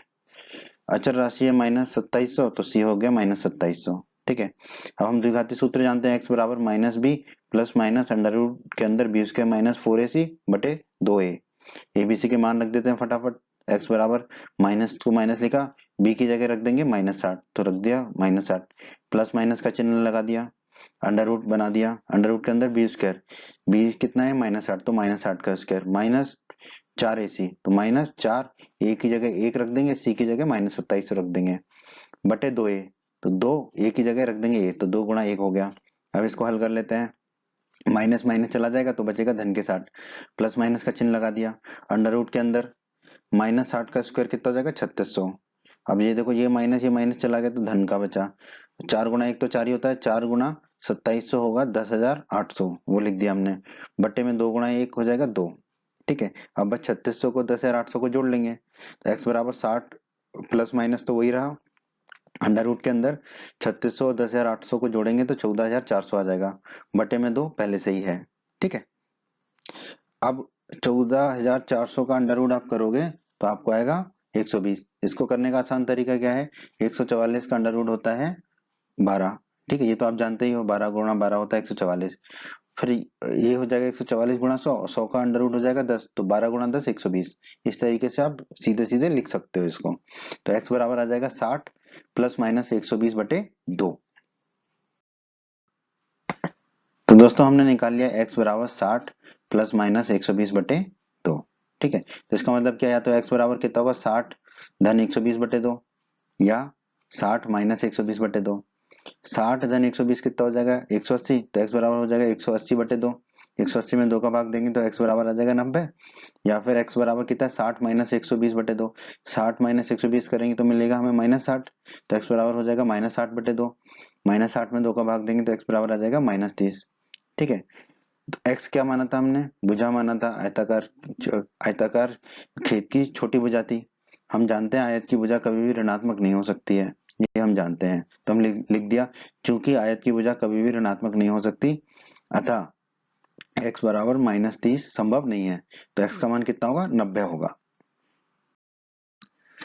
तो दोस्तों हमने क्या माना था, खेत की छोटी भुजा की लंबाई x मीटर है और x का मान कितना है 90 आया है, ठीक है। तो छोटी भुजा की लंबाई हो जाएगी 90 मीटर x बराबर, ठीक है। बड़ी भुजा की लंबाई कितनी थी x धन 30, ठीक है। तो x की जगह 90 रख देंगे तो बड़ी भुजा की लंबाई हो जाएगी x धन 30 बराबर 90 धन 30। 90 धन 30 कितना होगा 120, तो बड़ी भुजा की लंबाई आ जाएगी 120 मीटर। तो दोस्तों हमारा उत्तर क्या होगा, छोटी भुजा की लंबाई बराबर 90 मीटर और बड़ी भुजा की लंबाई बराबर 120 मीटर। बच्चों, अगर आप हमारे चैनल पर नए हैं और आपने अभी तक राजस्थान बोर्ड क्लास चैनल को सब्सक्राइब नहीं किया है तो जल्दी से हमारे चैनल को सब्सक्राइब कर लीजिए, सब्सक्राइब बटन को दबाकर, और बेल आइकन को भी दबा दीजिए। इससे आपको क्या फ़ायदा होगा कि जब भी हमारे चैनल पर कोई भी नया वीडियो आएगा तो उसका नोटिफिकेशन सबसे पहले आपको मिलेगा। और जब भी आप यूट्यूब पर वीडियोस को सर्च करेंगे तो हमारे चैनल के वीडियोस आपको ऊपर नज़र आने लगेंगे। बच्चों, इस अध्याय के बाकी सभी वीडियोस को देखने के लिए आप कभी भी आई बटन पर क्लिक कर सकते हैं। आई बटन पर क्लिक करने से आपको इस अध्याय के बाकी सभी वीडियोस के लिंक मिल जाएंगे। प्रश्न 7। दोस्तों प्रश्न 7 में हमें दिया गया है दो संख्याओं के वर्गों का अंतर 180 है, छोटी संख्या का वर्ग बड़ी संख्या का 8 गुना है, तो दोनों संख्याएं ज्ञात कीजिए। ठीक है दोस्तों, हम मान लेते हैं कि बड़ी संख्या x है और छोटी संख्या y है, हमें ये दोनों संख्याएं ज्ञात करनी है। अब प्रश्नानुसार प्रश्न में क्या दिया गया है, दो संख्याओं के वर्गों का अंतर 180 है, तो बड़ी संख्या के वर्ग में से अगर छोटी संख्या के वर्ग को घटाएंगे तो हमें 180 मिलेगा। तो एक्स स्क्वायर बड़ी संख्या का वर्ग है एक्स स्क्वायर माइनस छोटी संख्या का वर्ग है वाई स्क्वायर, ठीक है, बराबर 180, ठीक है, क्योंकि हमें दिया गया दो संख्याओं के वर्गों का अंतर 180 है, ठीक है। तो बड़ी संख्या का वर्ग हो गया एक्स स्क्वायर और छोटी संख्या का वर्ग हो गया वाई स्क्वायर, दोनों का अंतर माइनस लगा देंगे तो 180, ठीक है। और कहा गया है प्रश्न में छोटी संख्या का जो वर्ग है, यानी कि छोटी संख्या y है, छोटी संख्या का वर्ग होगा वाई स्क्वायर, वो किसके बराबर है, बड़ी संख्या का 8 गुना है वो, ठीक है। तो बड़ी संख्या कितनी है x, तो x का 8 गुना कर दिया, 8 गुना x, ठीक है, ये हमें दिया गया। अब ये क्या करेंगे हम, ये y बराबर 8x जो है, वाई स्क्वायर बराबर 8x, ये मान हम रख देंगे यहाँ पर, x square minus y square बराबर 180 में, ठीक है। तो x square minus y square की जगह रख देंगे 8x, तो हो गया 8x बराबर 180। अब 180 को ले आएंगे हम बाईं तरफ तो ऋण का 180 हो जाएगा, ठीक है। तो आगे हो जाएगा एक्स स्क्वायर माइनस 8x और 180 बाईं तरफ आके ऋण का 180 हो गया बराबर 0। ये हो गया हमारा द्विघात समीकरण। अब मानक समीकरण से इसकी तुलना कर लेते हैं मानक द्विघात समीकरण से।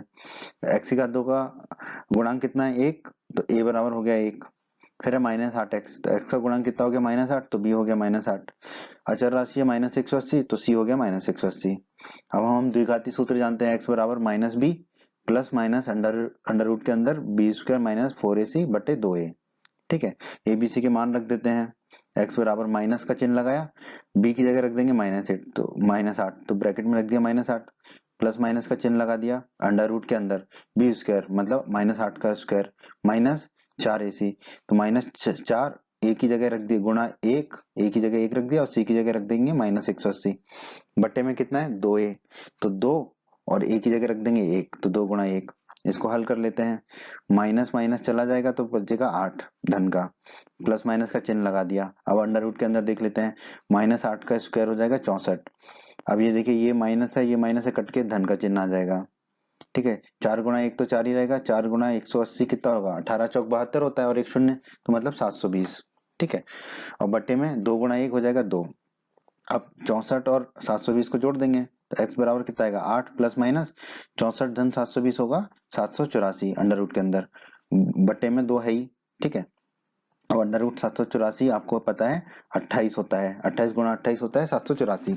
ठीक है, तो x बराबर हमारा आ गया 8 प्लस माइनस 28 बटे 2। तो दोस्तों x बराबर आ गया 8 प्लस माइनस 28 बटे 2। हल कर लेते हैं इसको। तो x बराबर 8 धन 28 बटे 2 होगा, या फिर x बराबर 8 माइनस 28 बटे 2 होगा। 8 धन 28 कितना हो जाएगा 36, तो x बराबर 36 बटे 2, 36 में 2 का भाग देंगे तो x बराबर आ जाएगा 18।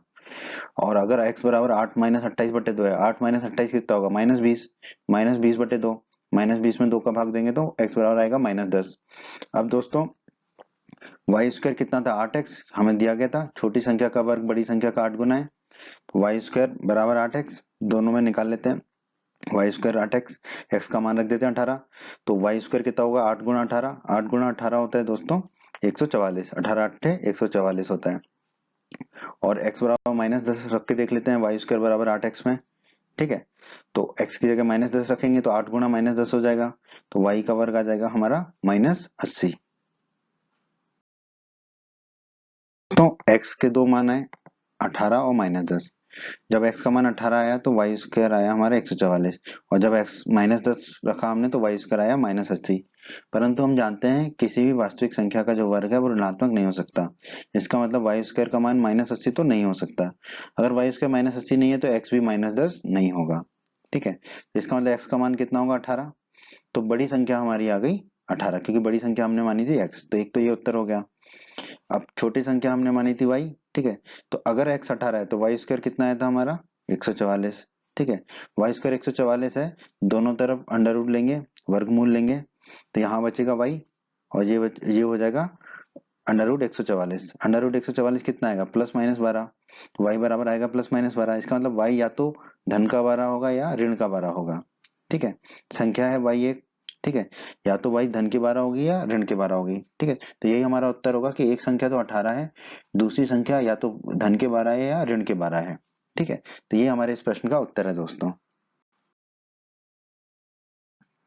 प्रश्न 8। प्रश्न 8 में दोस्तों हमसे कहा गया है एक रेलगाड़ी एक समान चाल से 360 किलोमीटर की दूरी तय करती है। यदि यह चाल 5 किलोमीटर प्रति घंटा अधिक होती तो उसी यात्रा में 1 घंटा कम समय लगता है। सही बात है, अगर चाल ज्यादा है तो समय कम लगेगा। रेलगाड़ी की चाल ज्ञात कीजिए। दोस्तों मान लेते हैं एक रेलगाड़ी की चाल क्या है, x किलोमीटर प्रति घंटा है, यह मान लेते हैं। ठीक है, और कुल दूरी रेलगाड़ी कितनी तय करती है 360 किलोमीटर, ये प्रश्न में दिया गया है। दोस्तों हम जानते हैं कि चाल बराबर होता है दूरी बटे समय। अब देखो समय को हम बाईं तरफ ले जाएंगे तो ऊपर चला जाएगा, चाल को दाईं तरफ लाएंगे तो नीचे चला जाएगा, तो समय बराबर होगा दूरी बटे चाल। ठीक है, ये सूत्र होगा हमारा, समय बराबर दूरी बटे चाल, क्योंकि चाल बराबर होता है दूरी बटे समय। अब दोस्तों 360 किलोमीटर दूरी तय करने में रेलगाड़ी को कितना समय लगेगा, दूरी बटे चाल, दूरी कितनी है 360 किलोमीटर, और रेलगाड़ी की चाल हमने कितनी मानी है x किलोमीटर प्रति घंटा, तो ये हो जाएगा 360 बटे x, इतना समय लगेगा, इतने घंटे लगेंगे। ठीक है, 5 किलोमीटर प्रति घंटा रेलगाड़ी की चाल अधिक होने पर रेलगाड़ी की नई चाल कितनी होगी, पहले कितनी है x, और 5 किलोमीटर प्रति घंटा बढ़ा दी तो कितनी हो जाएगी x धन 5 हो जाएगी। बहुत ही आसान है। अब नई चाल से 360 किलोमीटर तय करने में रेलगाड़ी को कितना समय लगेगा, दूरी बटे चाल, दूरी तो अभी भी 360 किलोमीटर है, चाल लेकिन अब कितनी हो गई x धन 5, तो बटे में हो जाएगा x धन 5। ठीक है, तो हमने जो चाल मानी है x किलोमीटर प्रति घंटा, जो उसकी समान चाल है उससे समय निकाल लिया कितना 360 बटे x, और नई चाल जो 5 किलोमीटर प्रति घंटा बढ़ के है x धन 5, उससे समय निकाल लिया 360 बटे x धन 5। तो दोस्तों हमने निकाल लिया है कि x चाल से चलने में उसको समय लगता है 360 बटे x, और x धन 5 चाल से लगता है 360 बटे x धन 5। ठीक है, अब दोस्तों प्रश्न में ही कहा गया है यदि यह चाल 5 किलोमीटर अधिक है यानी कि x धन 5 है तो उसे यात्रा करने में 1 घंटे कम समय लगता है।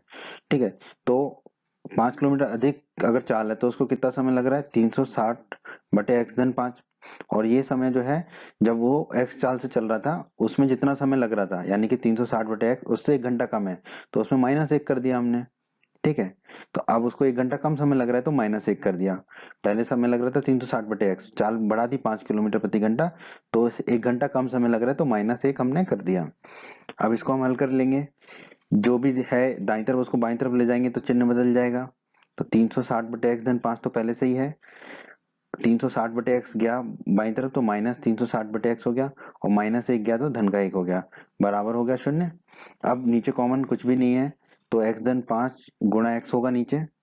ठीक है, x धन 5 गुणा x कर लिया। अब आप देखिए 360 के नीचे x धन 5 था तो 360 का गुणा तो x से हो जाएगा, फिर ये माइनस का चिन्ह है तो माइनस का चिन्ह लगा दिया। अब 360 के बटे में x था तो 360 के का गुणा किससे होगा, x धन 5 से, तो 360 का गुणा हो गया x धन 5 से। एक के बटे में बेचारे में कुछ भी नहीं है तो एक का गुणा हो जाएगा x धन 5 गुणा x, तो लिख दिया x धन 5 गुणा x बराबर में 0 है हमारा। अब इसको हम और हल करते हैं, इसको हम थोड़ा सा हल कर लेते हैं। x धन 5 गुणा x को दाईं तरफ ले जाएंगे तो वो 0 से गुणा हो जाएगा उसका, तो ठीक है। ऊपर जो है 360 गुणा x, तो ये हो जाएगा 360x, माइनस 360 गुणा x हो जाएगा 360x, ठीक है, माइनस का -360 गुणा 5 ये हो जाएगा -1800, धन धन x हो जाएगा x गुणा x हो जाएगा x की घात 2, धन 5 गुणा x हो जाएगा 5x बराबर 0 गुणा ये नीचे से ऊपर जो गया x धन 5 गुणा x। ठीक है, अब इसको हल कर लेते हैं। पहले तो ये 360x धन का है ये, और ये ऋण का है 360x, ये उड़ जाएगा।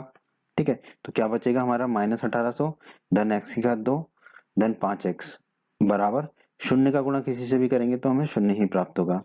अब बस इसको x के घटते हुए क्रम में लिख ले, x की घातों के घटते हुए क्रम में, x की घातों की घटते हुए क्रम में, तो x की घात 2 सबसे पहले लिख लेंगे, धन 5x -1800 बराबर 0। अब मानक समीकरण लिख लेते हैं, द्विघात समीकरण, a गुणा x की घात 2 धन bx धन c बराबर 0। अब देखिए x की घात 2 का गुणांक कितना है यहाँ पर 1, तो a बराबर हो गया 1, धन 5x है तो x का गुणांक हो गया 5 तो b बराबर हो गया 5। अचर राशि है -1800 तो c हो जाएगा -1800। अब द्विघाती सूत्र हम जानते हैं, x बराबर -b plus minus under root के अंदर b स्क्वायर -4ac बटे 2a, abc के मान रख देते हैं यहाँ पर। x बराबर माइनस का चिन्ह हो गया, b की जगह रख दिया हमने 5, फिर प्लस माइनस लगा दिया, फिर अंडर रूट लिख दिया, अंडर रूट के अंदर है b स्क्वायर यानी कि 5 का स्क्वायर, -4ac तो -4, a की जगह 1 रख दिया गुणा a, गुणा c की जगह -1800 रख दिया बटे 2a, तो 2 a की जगह रख दिया 1, तो 2 गुणा 1 हो गया ये।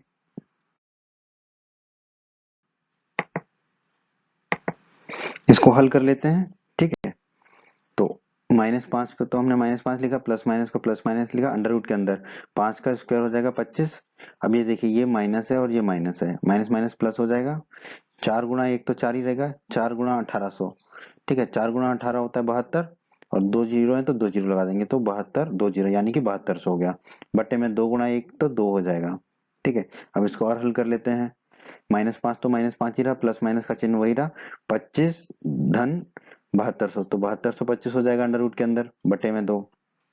ठीक है, 7225 का अंडर रूट क्या होता है दोस्तों, 85। ठीक है, तो x बराबर -5 प्लस माइनस 85 बटे 2 आ जाएगा। ठीक है, इसका मतलब क्या हुआ, या तो x बराबर -5 प्लस 85 बटे 2 है, या x बराबर क्या है -5 माइनस 85 बटे 2। हल कर लेते हैं, -5 धन 85 कितना होगा 80, तो x बराबर होगा 80 बटे 2, 80 में 2 का भाग देंगे तो x बराबर आ जाएगा 40। और यदि x बराबर है -5 माइनस 85 बटे 2, -5 माइनस 85 हो जाएगा -90, तो x बराबर होगा -90 बटे 2, -90 में 2 का भाग देंगे तो x बराबर आ जाएगा -45। तो दोस्तों हमने रेलगाड़ी की चाल मानी थी x किलोमीटर प्रति घंटा, और x के मान हमारे क्या है 40 और -45, परंतु दोस्तों हम जानते हैं कि रेलगाड़ी की चाल ऋणात्मक नहीं हो सकती है। ठीक है, तो x बराबर जो है -45 संभव नहीं है। ठीक है, तो x नॉट इक्वल टू -45 लिख दिया, तो इसका मतलब क्या x 40 होगा, तो रेलगाड़ी की चाल कितनी होगी 40 किलोमीटर प्रति घंटा। यही हमारा उत्तर है दोस्तों इस प्रश्न का। बच्चों, अगर आप हमारे चैनल पर नए हैं और आपने अभी तक राजस्थान बोर्ड क्लास चैनल को सब्सक्राइब नहीं किया है तो जल्दी से हमारे चैनल को सब्सक्राइब कर लीजिए, सब्सक्राइब बटन को दबाकर, और बेल आइकन को भी दबा दीजिए। इससे आपको क्या फ़ायदा होगा कि जब भी हमारे चैनल पर कोई भी नया वीडियो आएगा तो उसका नोटिफिकेशन सबसे पहले आपको मिलेगा। और जब भी आप यूट्यूब पर वीडियोस को सर्च करेंगे तो हमारे चैनल के वीडियोस आपको ऊपर नज़र आने लगेंगे। बच्चों, इस अध्याय के बाकी सभी वीडियोस को देखने के लिए आप कभी भी आई बटन पर क्लिक कर सकते हैं। आई बटन पर क्लिक करने से आपको इस अध्याय के बाकी सभी वीडियोस के लिंक मिल जाएंगे।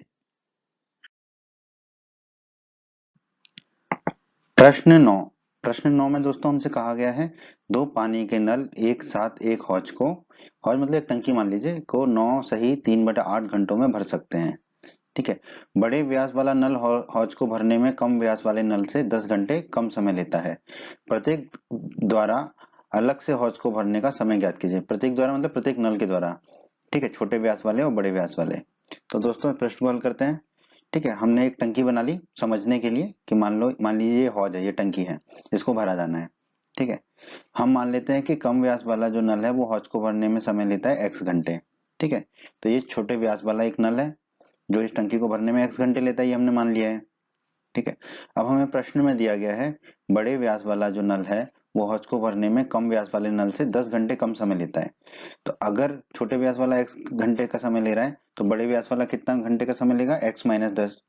ठीक है, तो इसलिए बड़े व्यास वाला नल हौज को भरने में कितना समय लेगा, x-10। ठीक है, तो ये देखिए बड़े व्यास वाला नल। ठीक है, क्योंकि बड़े व्यास वाले नल से ज्यादा पानी आएगा। ठीक है, ज्यादा पानी आएगा तो हौज या टंकी जल्दी भरेगी। कितनी जल्दी भरी है, 10 घंटे जल्दी। तो छोटा नल x घंटे में भर रहा है, तो छोटा व्यास वाला नल x घंटे में भर रहा है, तो बड़े व्यास वाला नल कितने में भरेगा, x-10 घंटे में। ये हमें प्रश्न में ही दिया गया है। ठीक है, तो देखिए कम व्यास वाला नल 1 घंटे में कितने हौज को कितना भरेगा।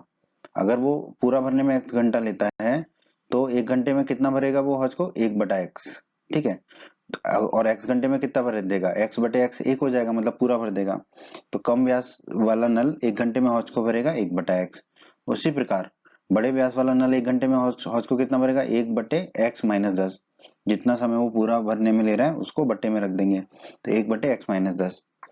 अब दोस्तों प्रश्न में दिया गया है कि अगर दोनों नल एक साथ चालू हो जाते हैं तो हौज को 9 से ही 3/8 घंटों में भर सकते हैं। ठीक है, यानी कि ये दोनों नल चालू हैं, दोनों नलों में से पानी आ रहा है साथ साथ, तो ये जो हौज है, टंकी है, ये कितने घंटे में भर जाती है, 9 से ही 3/8 घंटे में भर जाती है।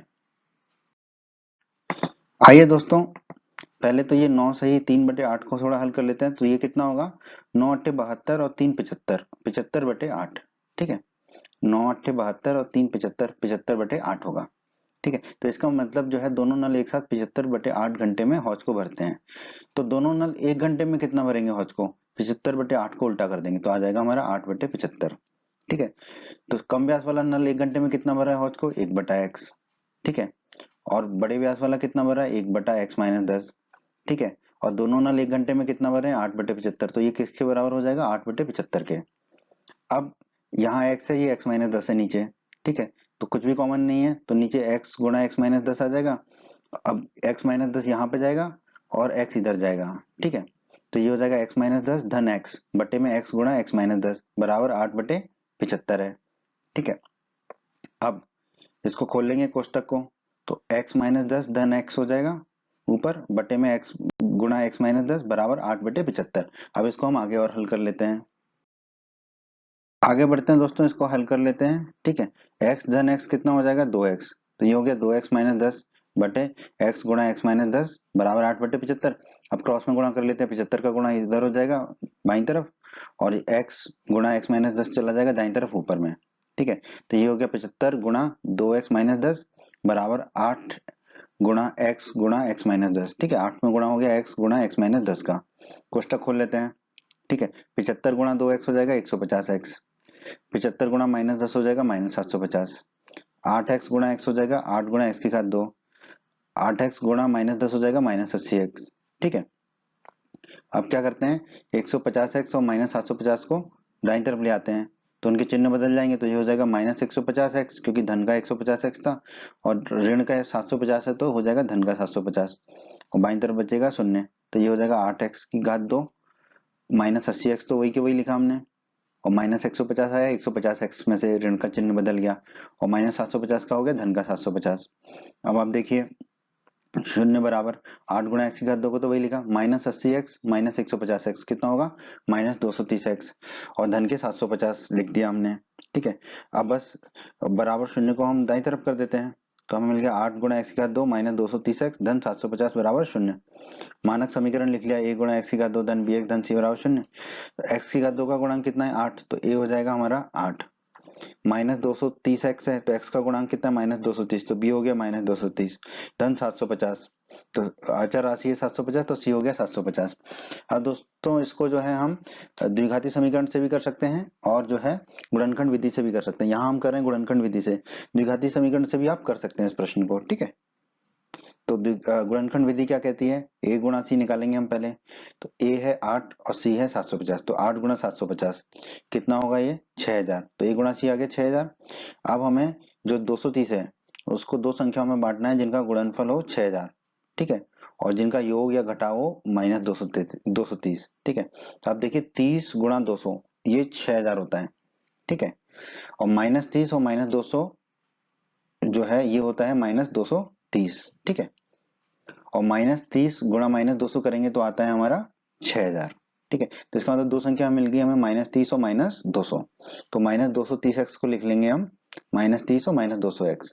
तो 8 गुणा एक्स की घात 2 को तो वही लिख दिया, माइनस 230x को क्या लिखा हमने माइनस 30x माइनस 200x, एक ही बात है माइनस 230x हो जाएगा ये। धन 750 बराबर शून्य को वही लिखा। अब पहले दोनों पदों में हम x कॉमन ले लेंगे, 8 गुणा एक्स की घात 2 में से x कॉमन लेंगे तो 8x बचेगा, माइनस 30x में से x कॉमन लेंगे तो माइनस 30 बचेगा। फिर आखिरी के दो पदों में हम माइनस 25 कॉमन ले लेते हैं, माइनस 200x में से माइनस 25 कॉमन लेंगे तो 8x बचेगा। ठीक है, और 750 में से माइनस 25 कॉमन लेंगे तो माइनस 30 बचेगा बराबर शून्य। अब देखो 8x माइनस 30 दोनों में कॉमन आ रहा है तो हमारा आ जाएगा 8x माइनस 30। ठीक है, दूसरे कोष्टक में क्या आएगा x माइनस 25 बराबर शून्य। ठीक है, तो ये आ गया हमारा।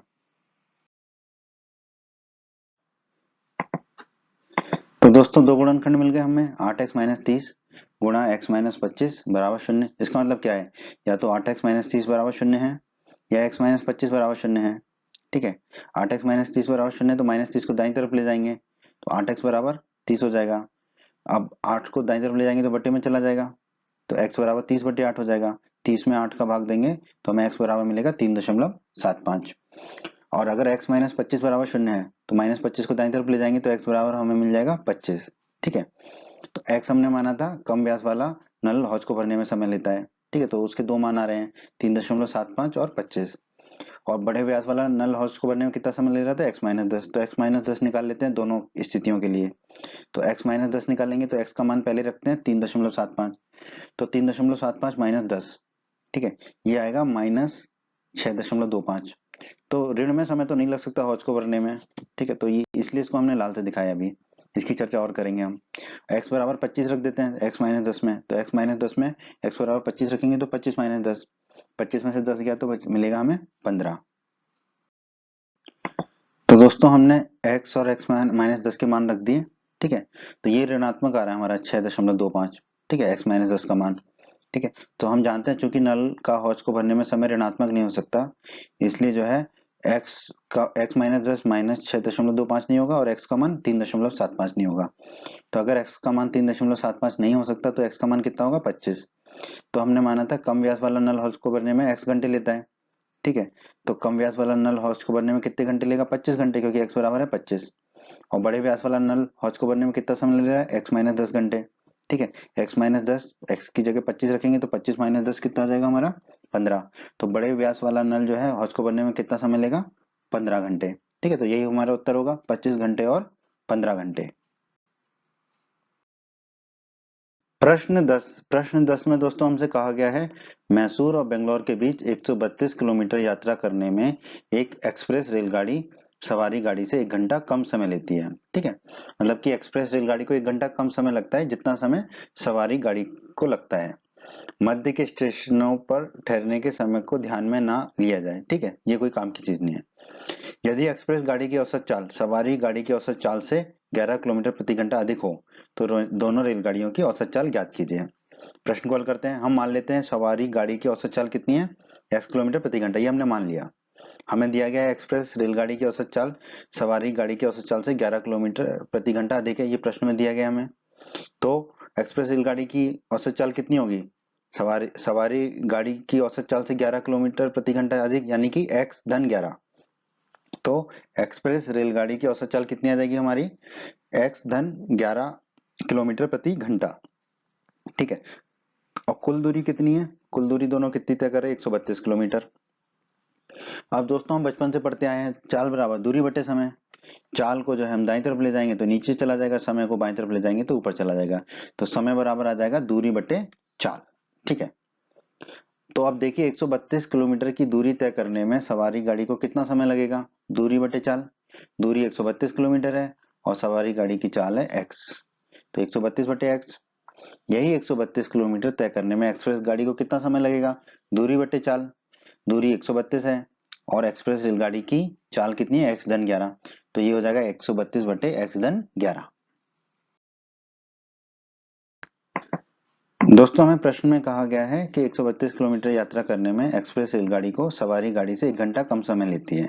ठीक है, तो अब आप देखिए एक्सप्रेस रेलगाड़ी को कितना समय लग रहा है, 132 बटा x धन 11, तो हमने लिखा 132 बटा x धन 11। ठीक है, ये समय कितना समय है जो सवारी रेलगाड़ी को लगा, सवारी रेलगाड़ी को कितना लगा 132 बटा x, उससे 1 घंटा कम, तो उसमें से 1 घंटा माइनस कर दिया, -1 कर दिया। ठीक है, बस अब हम इसको हल कर लेंगे। तो 132 बटा x -1 को हम बाईं तरफ ले आएंगे तो दोनों के चिन्ह बदल जाएंगे। तो कितना 132 बटा x धन 11 तो वही रहा, 132 बटा x गया बाईं तरफ तो हो गया -132 बटा x, -1 गया बाईं तरफ तो हो गया धन का 1 बराबर 0। अब देखिए कुछ भी कॉमन नहीं है नीचे, तो सबका गुणा हो जाएगा, नीचे जो भी है x धन 11 गुणा x हो जाएगा, तो नीचे हो गया x धन गुणा 11x। तो 132 का गुणा किससे होगा, x से, क्योंकि x धन 11 उसके बट्टे में है, तो 132 गुणा x हो गया, माइनस का चिन्ह लगा दिया। 132 का गुणा किससे होगा, बट्टे में x है तो x धन 11, तो गुणा कर दिया x धन 11 से। धन 1, 1 के बट्टे में कुछ भी नहीं है, तो 1 का गुणा होगा x धन 11 और x से, तो हमने लिख दिया x धन 11 गुणा x, क्योंकि 1 का गुणा किसी से भी हो तो वही आएगा। तो x धन 11 गुणा x बराबर 0, बट्टे में है x धन 11 गुणा x। ठीक है, अब हम इसको हल करेंगे।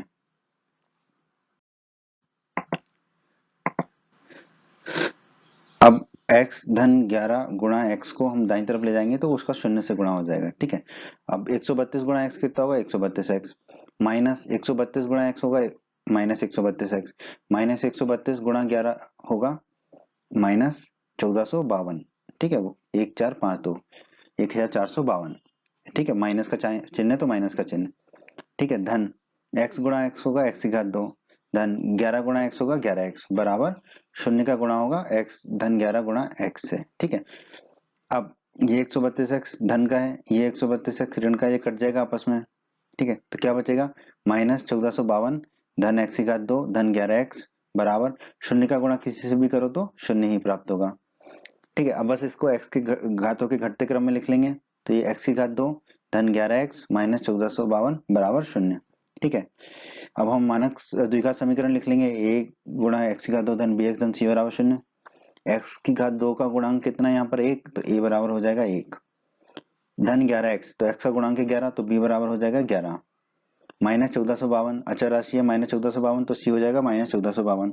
अब हम द्विघाती सूत्र जानते हैं, x बराबर -b plus minus under root b square minus 4ac बटे 2a, abc के मान रख देते हैं सब यहाँ पर।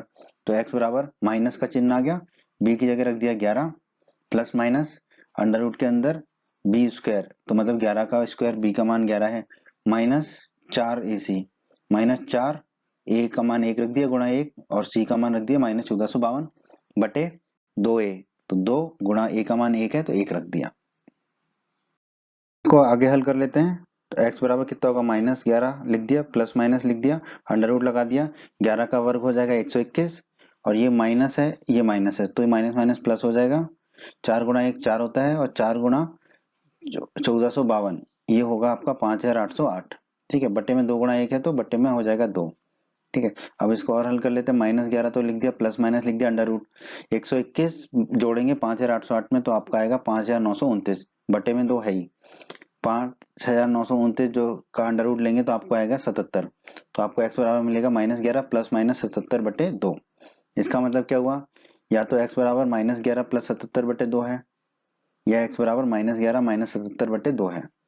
अगर x बराबर -11 प्लस 77/2 है तो -11 प्लस 77 कितना हो जाएगा 66, तो ये होगा 66/2। 66 में 2 का भाग देंगे तो x आ जाएगा 33। और यदि x बराबर -11 माइनस 77/2 है तो x बराबर कितना हो जाएगा -11 माइनस 77 -88 हो जाएगा। तो x बराबर -88/2, -88 में 2 का भाग देंगे तो x बराबर आ जाएगा -44। तो दोस्तों हमारे x के दो मान आ गए 33 और -44।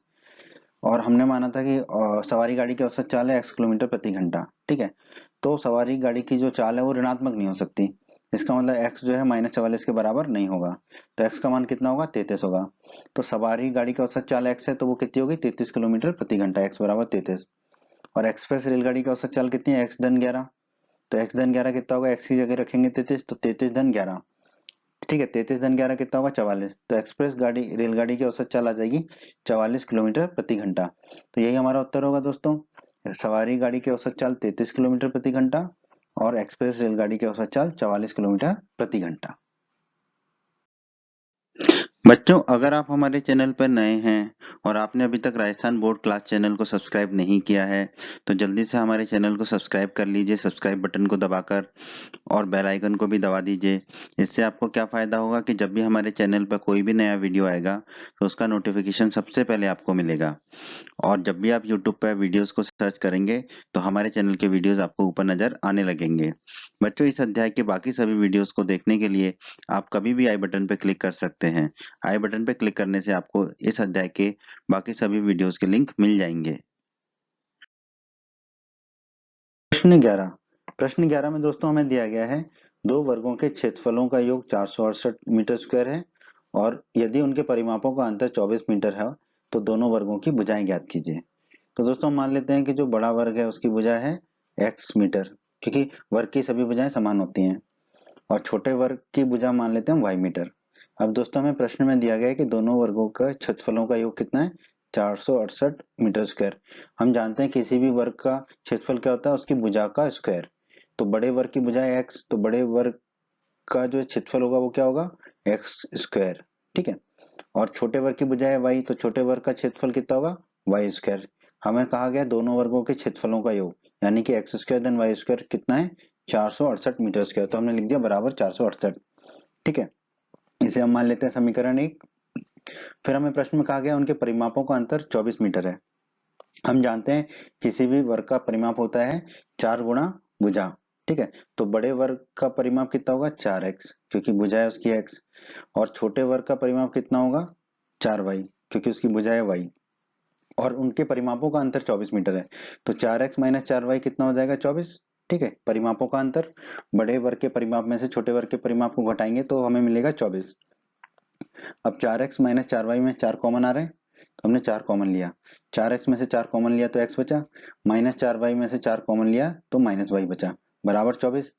24 में से 4 को भाग देंगे तो 6 बचेगा, तो x माइनस y हमें मिल जाएगा 6, ठीक है। अब ये माइनस y को दाईं तरफ ले जाएंगे तो धन का y हो जाएगा, तो x बराबर कितना हो जाएगा 6 धन y। इसे हम मान लेते हैं समीकरण 2। अब x बराबर 6 धन y जो है इसका मान x का मान 6 धन y हम समीकरण 1 में रख देते हैं x का मान, ठीक है। तो ये एक्स स्क्वायर धन वाई स्क्वायर बराबर 468 है, x की जगह हम रख देंगे एक्स स्क्वायर धन वाई स्क्वायर बराबर 468 है तो x की जगह रख देंगे 6 धन y। तो हम यहाँ x की जगह रख दिया 6 धन y, तो ये हो गया 6 धन y का होल स्क्वायर धन वाई स्क्वायर बराबर 468, तो पहले से ही है। दोस्तों इस समीकरण को आगे हल कर लेते हैं। अब 6 धन y का होल स्क्वायर ये किस रूप का है, a धन b का होल स्क्वायर के रूप का है। a धन b का होल स्क्वायर होता है a स्क्वायर धन b स्क्वायर धन 2ab, तो यहाँ पर a हो जाएगा 6 और b हो जाएगा y। तो ये क्या हो जाएगा 6 का स्क्वायर धन y का स्क्वायर धन 2 गुणा 6 गुणा y, धन y का स्क्वायर तो पहले से ही है बराबर 468 लिख दिया। 6 का स्क्वायर हो जाएगा हमारा 36, y का स्क्वायर धन y का स्क्वायर ये दोनों कितने हो जाएंगे 2 गुणा y का स्क्वायर, 2 गुणा 6 12 गुणा y हो जाएगा 12y बराबर 468। अब ये 468 को हम बाईं तरफ ले आएंगे तो ऋण का हो जाएगा, और y की घटती घातों के क्रम में इसको लिख देते हैं। तो 2 गुणा y की घात 2 धन 12y धन 36, ये माइनस 468 होगा क्योंकि ये बाईं तरफ गया 468 बराबर 0। अब 2 गुणा y की घात 2 तो वही रहेगा धन 12y भी वही रहेगा, 36 माइनस 468 हो जाएगा हमारा माइनस 432। बराबर 0। अब इन सब में 2 कॉमन आ रहा है तो हम 2 कॉमन ले लेते हैं। 2 कॉमन लिया, 2 गुणा y की घात 2 में से 2 कॉमन लिया तो बचा y की घात 2 धन 12y में 2 कॉमन लिया तो बचा 6y माइनस 432 में से 2 कॉमन लिया तो बचा माइनस 216 बराबर 0। अब ये 2 दाईं तरफ जाएगा बटे में, तो 0 के बटे में कुछ भी जाए तो 0 ही बचता है, तो हमें मिलेगा y की घात 2 धन 6y माइनस 216 बराबर 0। ठीक है, मानक समीकरण लिख लेते हैं। अब ये मानक समीकरण हमने चर y में लिखा है, a गुणा y की घात 2 धन by धन c बराबर 0। y की घात 2 का गुणांक कितना है यहाँ पर 1, तो a बराबर हो गया 1 धन 6y, y का गुणांक है 6 तो b हो जाएगा 6 माइनस 216 अचर राशि है माइनस 216 तो c हो जाएगा माइनस 216। अब हम जानते हैं द्विघाती सूत्र क्या होता है हमारा, y बराबर minus b plus minus under root b square minus 4ac बटे 2a। abc के मान रख देते हैं, y बराबर कितना हो जाएगा, माइनस का चिन्ह b की जगह रख दिया 6, फिर प्लस माइनस का चिन्ह लगा दिया अंडर रूट बी स्क्वायर मतलब कि 6 का square minus 4ac minus 4, a की जगह रख दिया a की जगह 1 रख दिया और c की जगह रख दिया माइनस 216 बटे 2a 2 गुणा 1 क्योंकि a का मान 1 है। अब इसको हल कर लेते हैं हम। ठीक है, तो y बराबर माइनस 6 प्लस माइनस का चिन्ह लगाया अंडर रूट के अंदर 6 का वर्ग हो गया 36।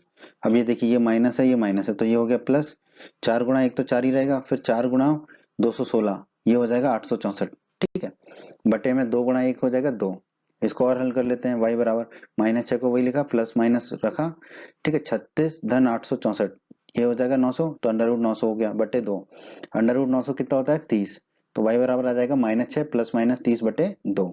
इसका मतलब क्या हुआ, या तो y का मान माइनस 6 प्लस 30 बटे 2 है या y का मान माइनस 6 माइनस 30 बटे 2 है। ठीक है, दोनों से हल कर लेते हैं। माइनस 6 प्लस 30 कितना होगा 24, तो y बराबर हो गया 24 बटे 2। 24 में 2 का भाग देंगे तो y बराबर आ गया 12। और यदि y बराबर माइनस 6 माइनस 30 बटे 2 है तो माइनस 6 माइनस 30 कितना हो जाएगा माइनस 36, तो y बराबर माइनस 36 बटे 2। माइनस 36 में 2 का भाग देंगे तो y बराबर आ जाएगा माइनस 18। तो दोस्तों y बराबर 12 आ गया, y बराबर माइनस 18 आ गया। हमने छोटे वर्ग की भुजा मानी थी y। ठीक है, तो पर हम जानते हैं वर्ग की भुजा ऋणात्मक नहीं हो सकती, तो y नहीं होगा बराबर किसके माइनस 18 के, तो y बराबर कितना आना चाहिए हमारा 12। ठीक है, इसका मतलब छोटे वर्ग की भुजा कितनी होगी 12 मीटर। ठीक है, बड़े वर्ग की भुजा कितनी मानी थी हमने x, और x समीकरण 2 में कितना था 6 धन y। ठीक है, तो बड़े वर्ग की भुजा हो जाएगी x बराबर 6 धन y, 6 y की जगह रखेंगे हम 12। ठीक है, तो ये हो जाएगा 6 धन 12, 6 धन 12 कितना होता है 18, तो बड़े वर्ग की भुजा आ जाएगी हमारी 18 मीटर। तो यही होगा हमारे इस प्रश्न का उत्तर, छोटे वर्ग की भुजा 12 मीटर और बड़े वर्ग की भुजा 18 मीटर। उम्मीद करते हैं बच्चों आपको हमारा ये वीडियो पसंद आया होगा। बच्चों अगर आप राजस्थान बोर्ड क्लास चैनल पर नए हैं और आपने अभी तक हमारे YouTube चैनल को सब्सक्राइब नहीं किया है तो सब्सक्राइब बटन को दबाकर जल्दी से हमारे चैनल को सब्सक्राइब कर लीजिए और बेल आइकन को भी दबा दीजिए। इससे आपको क्या फ़ायदा होगा कि जब भी हमारे चैनल पर कोई भी नया वीडियो आएगा तो उसका नोटिफिकेशन सबसे पहले आपको मिलेगा, और जब भी आप यूट्यूब पर वीडियो सर्च करेंगे तो हमारे चैनल के वीडियोज़ आपको ऊपर नज़र आने लगेंगे। आपको वीडियो पसंद आया है तो आप हमारे वीडियो को अपने दोस्तों के साथ व्हाट्सएप और फेसबुक पर अवश्य शेयर करें, जिससे आपके दोस्तों का भी फायदा हो, उन्हें लाभ हो। और वीडियो पसंद आया है तो वीडियो को लाइक अवश्य कर दें, और इस अध्याय के अन्य सभी वीडियोस को देखने के लिए आई बटन पर क्लिक करें। आई बटन पर क्लिक करने से आपको इस अध्याय के सभी वीडियोस के लिंक मिल जाएंगे। धन्यवाद बच्चों।